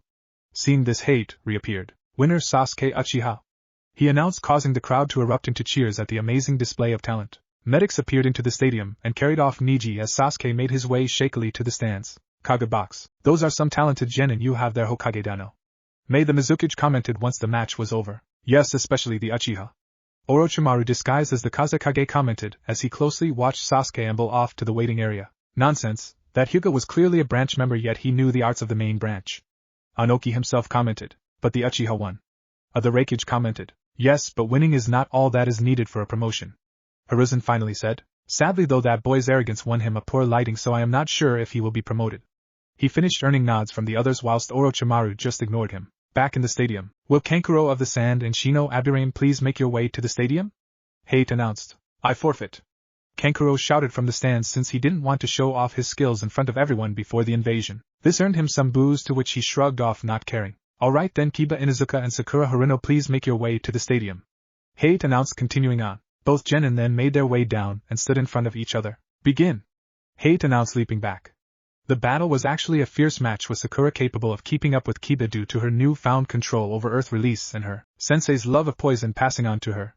It actually ended in a draw, with Kiba succumbing to poisoning after he knocked Sakura out with a Fang over Fang jutsu. The crowd roared in approval, and even Sasuke gave his acknowledgement of Sakura's skill level once the match was over, much to her joy. Kage box. Another batch of well-trained genin Hokage Dano.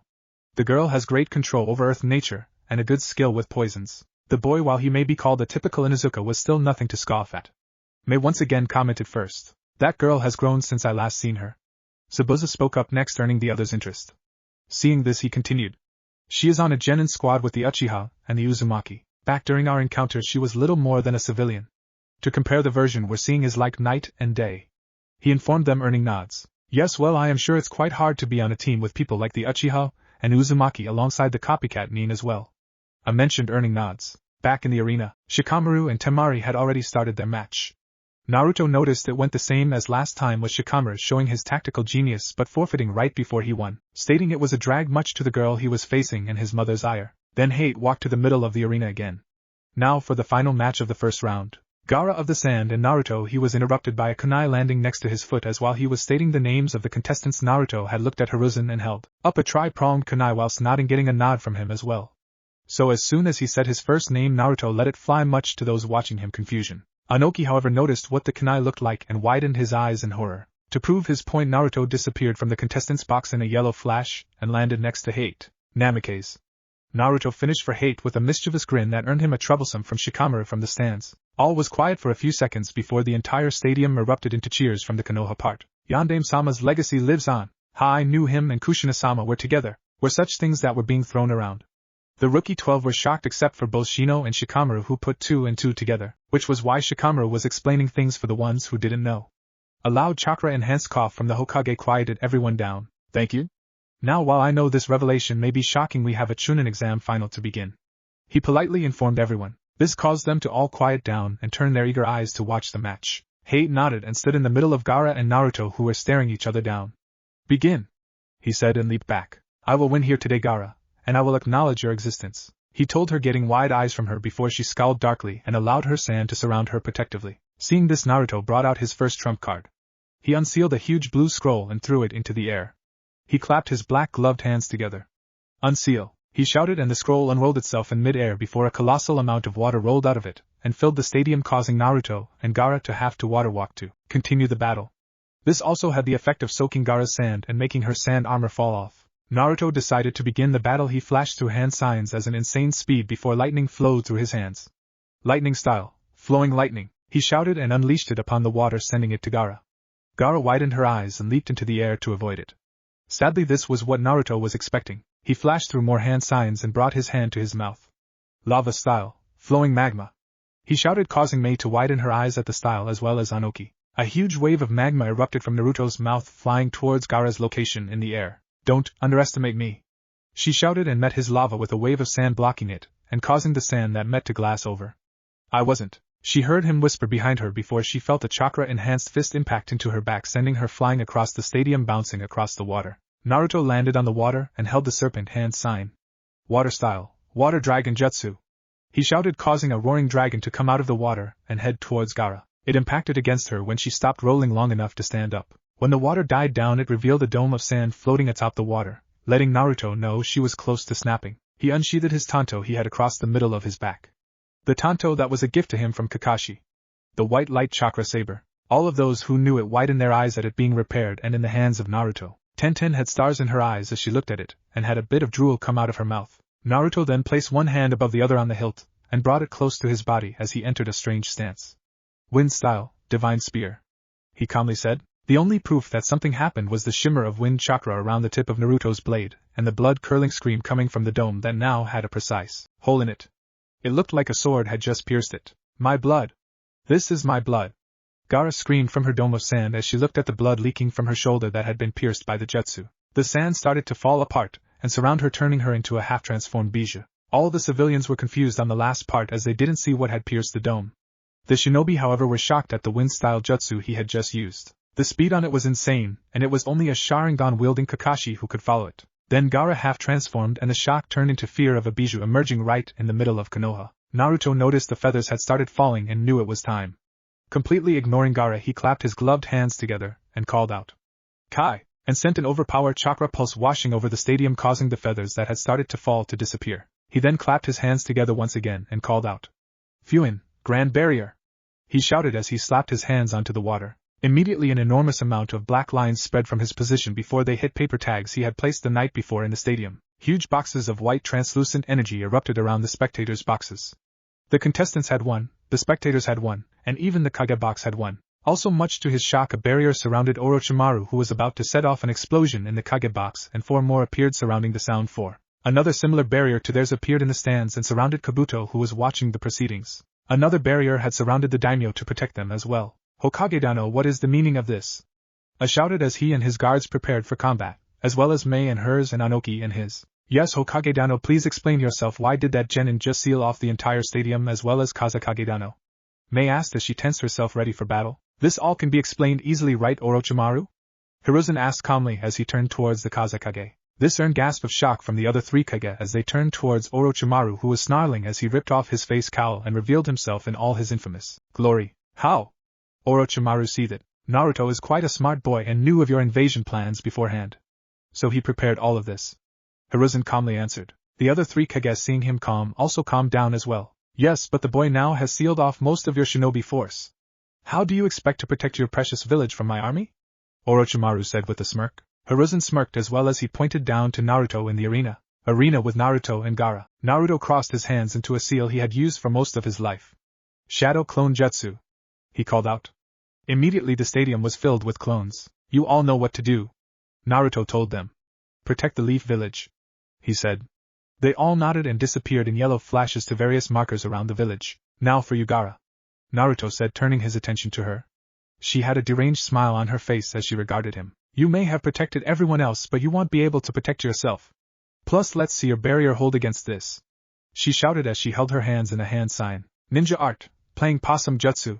She shouted and instantly fell asleep, causing a wave of sand to erupt around her as she started to completely turn. Naruto, however, calmly sat down and meditated, much to those in the stand's confusion except for Hiruzen and Jiraiya. Kakashi-sensei, what is Naruto doing? Gaara is turning into a monster, and he is just sitting there. Sakura yelled, confused. Kakashi took a minute to answer her as he watched Naruto's chakra pathways with his Sharingan to confirm his suspicion. He is entering Sage mode. He finally answered her. Spectator box. He is entering Sage mode. Kakashi answered Sakura. Sage mode?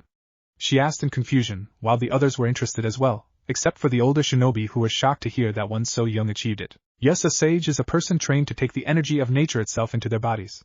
Although it is very dangerous because if you take in the wrong amount you will die. To achieve it you need a summoning contract as well, and even if you had one not everyone can do it. The same could be said for me. I have a summoning contract with the dogs but I couldn't achieve Sage mode. He explained to her. I see. She was interrupted by a loud roar and everyone turned their attention to see that Gaara had fully transformed into the Ichibi known as Shikaku. Naruto was standing up facing it down as well with a slightly new look. Back in the arena. I'm free! A slightly crazed, distorted voice shouted out. It came from a huge raccoon-shaped animal made entirely of sand and with strange markings covering its entire body. Its tail was the same except it was strangely segmented. Naruto was annoyed that another change in the timeline showed in the form of Gaara's body not being emerged from Shikaku's head, so he knew he had to do this the hard way. So you are Shikaku? A cold voice announced, making it freeze and look down to see Naruto glaring coldly at it with his arms crossed. Shikaku internally shivered at the resemblance he had with Yondaime Kazekage at the moment, when he battled him and forced him down with his gold dust just like the Sandaime Kazekage did with the iron sand. The one glaring coldly at him at the moment was slightly different than he was before Shikaku was released. He still had the orange long-sleeved kimono top and black umbu pants. However, now over it was a red cloak with black flames licking the bottoms and a huge black scroll strapped across his back. And who are you, little worm? Shikaku crazily taunted Naruto. I am the one who is going to put you back, Naruto said as he unstrapped the scroll and threw it high in the air whilst clapping his hands. Unseal!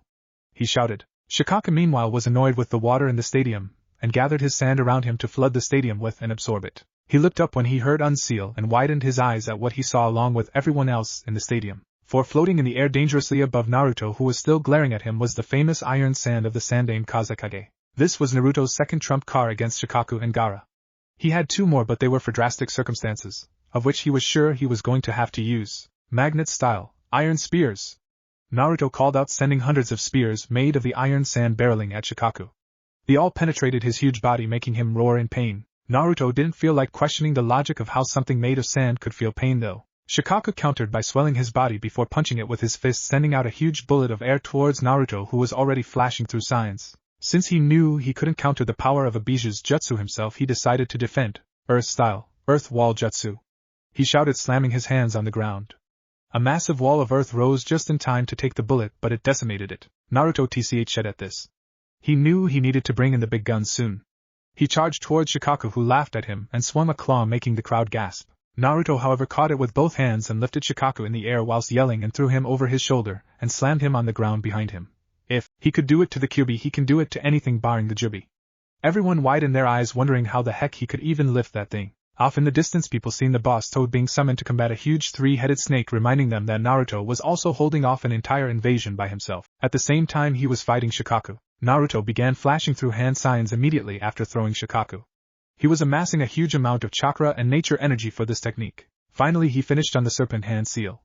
Sage art, wood style, wood dragon jutsu, he shouted, making everyone's jaws drop onto the ground when a massive wood dragon rose from the ground and wrapped itself around the Shikaku, binding it to the ground whilst sapping away its energy, as the wood style was known to do to Biju. The crowd starting cheering wildly at the sight of Naruto wielding the legendary wood style and using it to bind a Biju right in front of them. Now that Naruto had Shikaku bound, he had time to flash through more hand seals. However, he noticed it wasn't going to be that easy, as Shikaku started gathering positive and negative chakra, forming the most notorious Biju technique.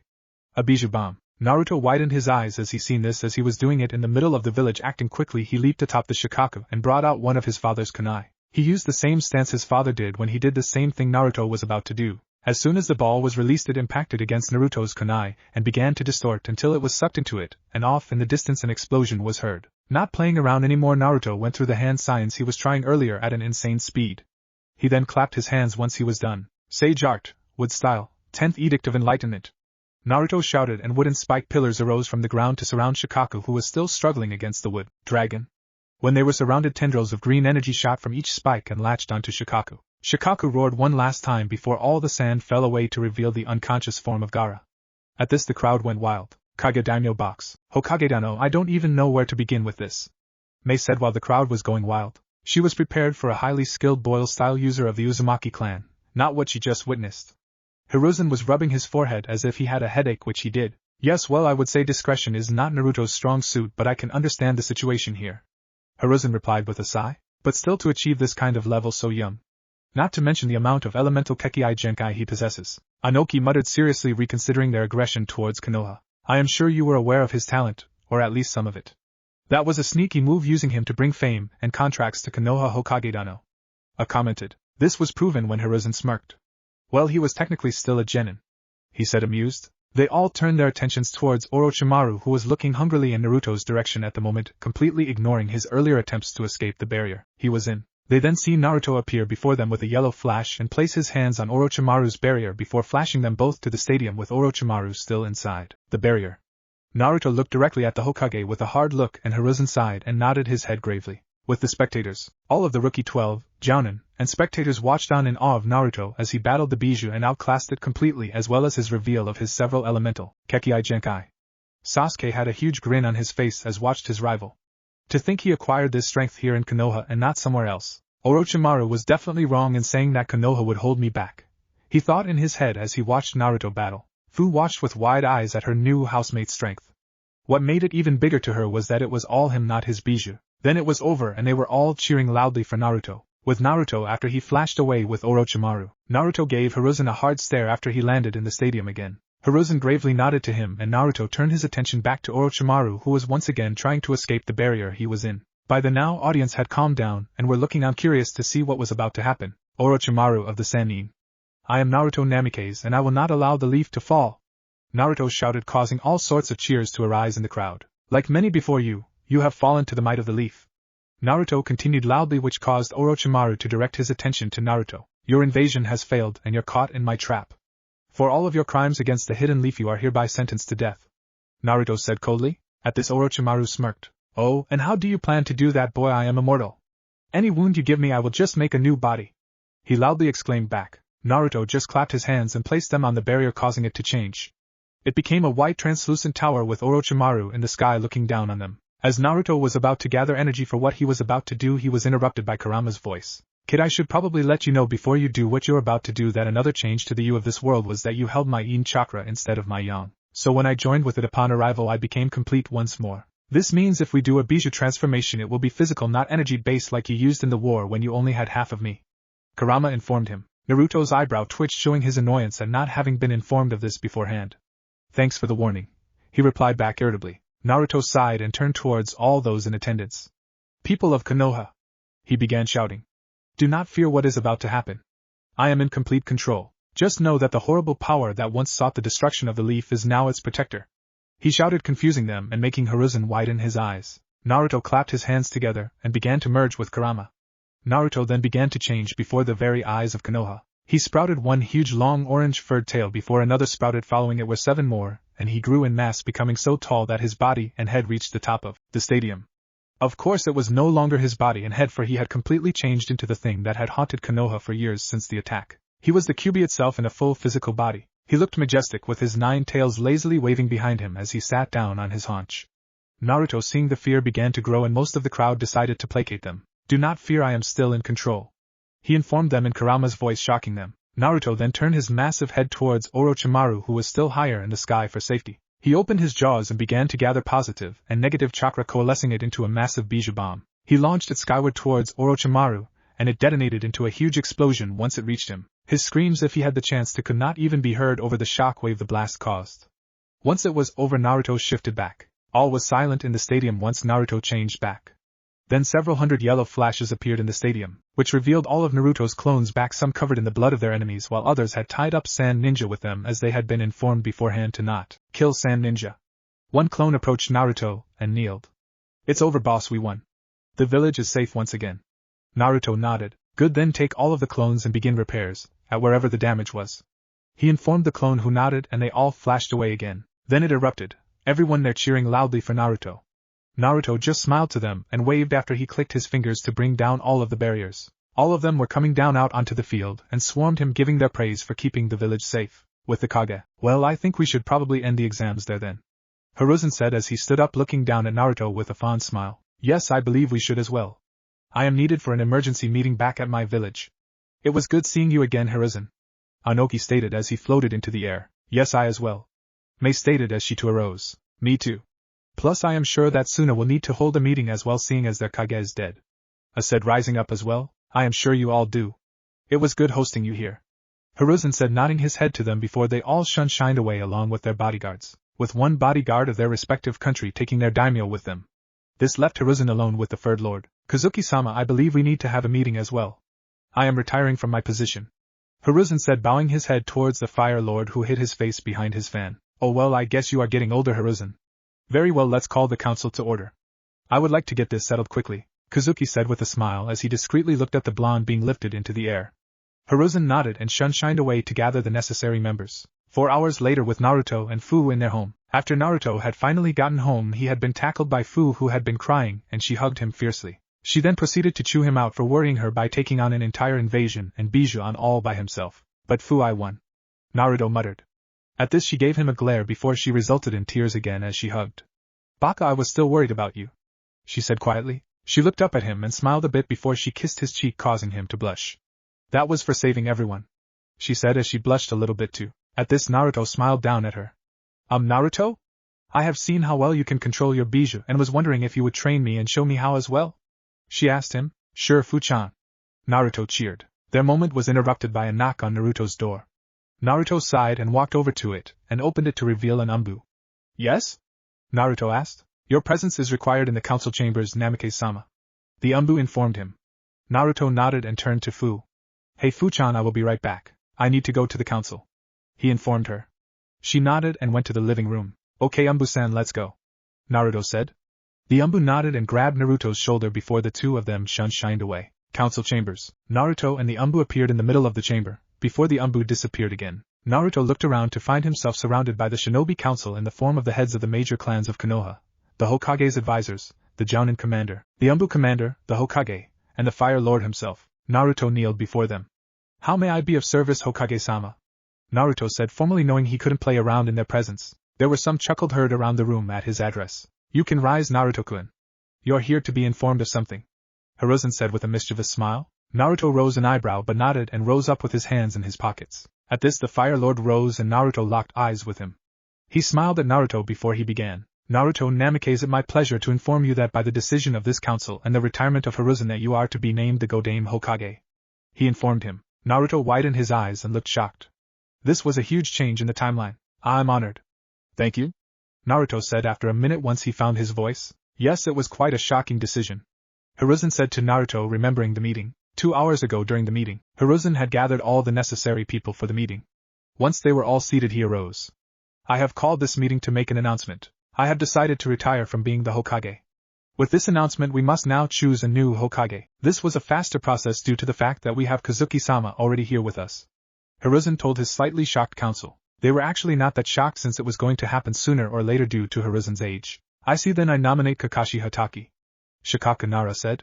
There were some murmurs from the gathered council. Well, he was the 4th student, one member said. He has the experience. Plus he is one of our strongest jounin, another said. I nominate Naruto Namikaze, Danzo said, putting a stop to all conversation as well as getting wary eyes from Hiruzen and Shikaku. You can't be serious, he is just a boy, Hamura said, disapproving. A boy who just proved to us that he can protect this entire village from an invasion single-handedly. A boy who is now being named the hero of the Hidden Leaf. A boy who is the direct descendant of the 4th Hokage who was his father. Danzo fired back calmly. What about experience? He may be powerful, but he has been just a genin and has never led a team, much less an entire village, Koharu informed him. While that may be so, he will have to choose a personal council. All we have to do is have experienced members in this place. He will quickly adapt, Danzo said, still calm as ever. What about the fact that he just revealed his status as a Jinchuriki? Hiruzen, by the way, why didn't you inform us of this? Hamaru asked both Danzo and Hiruzen. The village was in disarray at the time, and it was his father's last wishes when he sealed it into Naruto to not let anyone be informed for the fear that he may be ostracized for holding back the very beast that nearly destroyed our village. Hiruzen said calmly. Hamura nodded, seeing his point. He then looked at Danzo for the answer to the other question. That's what makes this all the easier. He just demonstrated at 13 years of age perfect control over a tailed beast, going so far as to completely transform and remain in control the entire time. He killed a traitor to the leaf and did not attack the leaf itself when he easily could have done so. By placing him in this position, it will show the leaf village trust him, as well as him being a beacon of hope and inspiration for the next generation, Danzo said with spirit, surprising Hiruzen a bit, as he could detect no underlying intentions from the man. Hamura nodded at this, accepting the answer. He has also bolstered our forces unintentionally by convincing the Jinchuriki of the Seven Tails to join our village. With his perfect control over his beast, I have no doubt he will be able to teach her how to control hers. What's more better is he did it while having an easy plan to convince her village leader she is safer with us, he informed the shocked council. Hiruzen narrowed his eyes, wondering how Danzo came across that information. I believe I have heard enough, Kazuki said, snapping his fan shut. All the members of the council turned to him. I have made my decision. The Godame Hokage shall be Naruto Namikaze, Kazuki said. This gained an approving nod from all of them there, as the information provided did prove he was capable. Your induction shall be held tomorrow morning on the roof of the Hokage's tower, Hiruzen said to Naruto. Naruto nodded his head. He unsealed his red sage jacket and gave it to Hiruzen. Can you inscribe the lettering on the back of this cloak? Naruto asked. Hiruzen nodded and accepted the cloak. Be here tomorrow morning at 8. The ceremony will begin at 9, Hiruzen said, dismissing Naruto. Naruto nodded and flashed away using the Hiraishin. He reacted the same way his father did. He was humble about it while also asking for his sage cloak to have the lettering, and flashed away just like Minato, Koharu said, staring fondly at the spot Naruto just flashed away. Hiruzen just chuckled. Yes, hopefully his reign will be longer than his father's, Hiruzen said sadly. The others there nodded. Naruto arrived back at his house in shock. He walked into the living room and seen Fu sitting there, likely waiting on him. Once she seen him, she rushed up to him. Well, how did it go? Is everything all right? She asked worriedly. I've been named the 5th Hokage, he said numbly, still unable to come to terms with the fact that he actually accomplished his dream. Fu looked up at him shocked. Really? That amazing, Naruto-kun. I am so happy for you, she said, hugging him. Naruto hugged her back, feeling the excitement starting to bubble in him as well. We should celebrate, Fu said. Naruto nodded. Yeah, but let's do it here because I have to be at the tower early in the morning, he told her. She nodded happily, and the two stayed up for a while celebrating by themselves. The next morning Naruto flashed directly to the Hokage's office, or more specifically his office. Hiruzen was already there and looked like he was expecting Naruto, as he had some clothing set out for him. These were something your father left for you should you ever make Hokage. He gave them to me as he felt that I should be the one to pass them down to you, Hiruzen said, explaining about the clothes. They have seals on them to grow with you, he said. Naruto looked at the clothes with a heavy heart. It was a long-sleeved black shirt with a white ring around the wrist, and black Anbu pants as well as black ninja sandals. A mesh shirt was there as well for under armor. His sage cloak now with the lettering labeling him as the 5th Hokage was laid out for him. Naruto felt a few tears drop but wiped them away. He picked up the clothing and left for the bathroom in the tower. He returned dressed in the full outfit, sage cloak included. Hiruzen looked at him with a fond eye. You look just like both of your parents. A perfect mix between the two, he said. Naruto looked at Hiruzen with thanks. Thanks for everything, Gigi, Naruto said. Hiruzen and looked at the clock on the wall. Well, it's time, Naruto, let's head to the roof. I am sure the whole village has gathered out front by now, he said with a smile. Naruto nodded and flashed the both of them to the roof.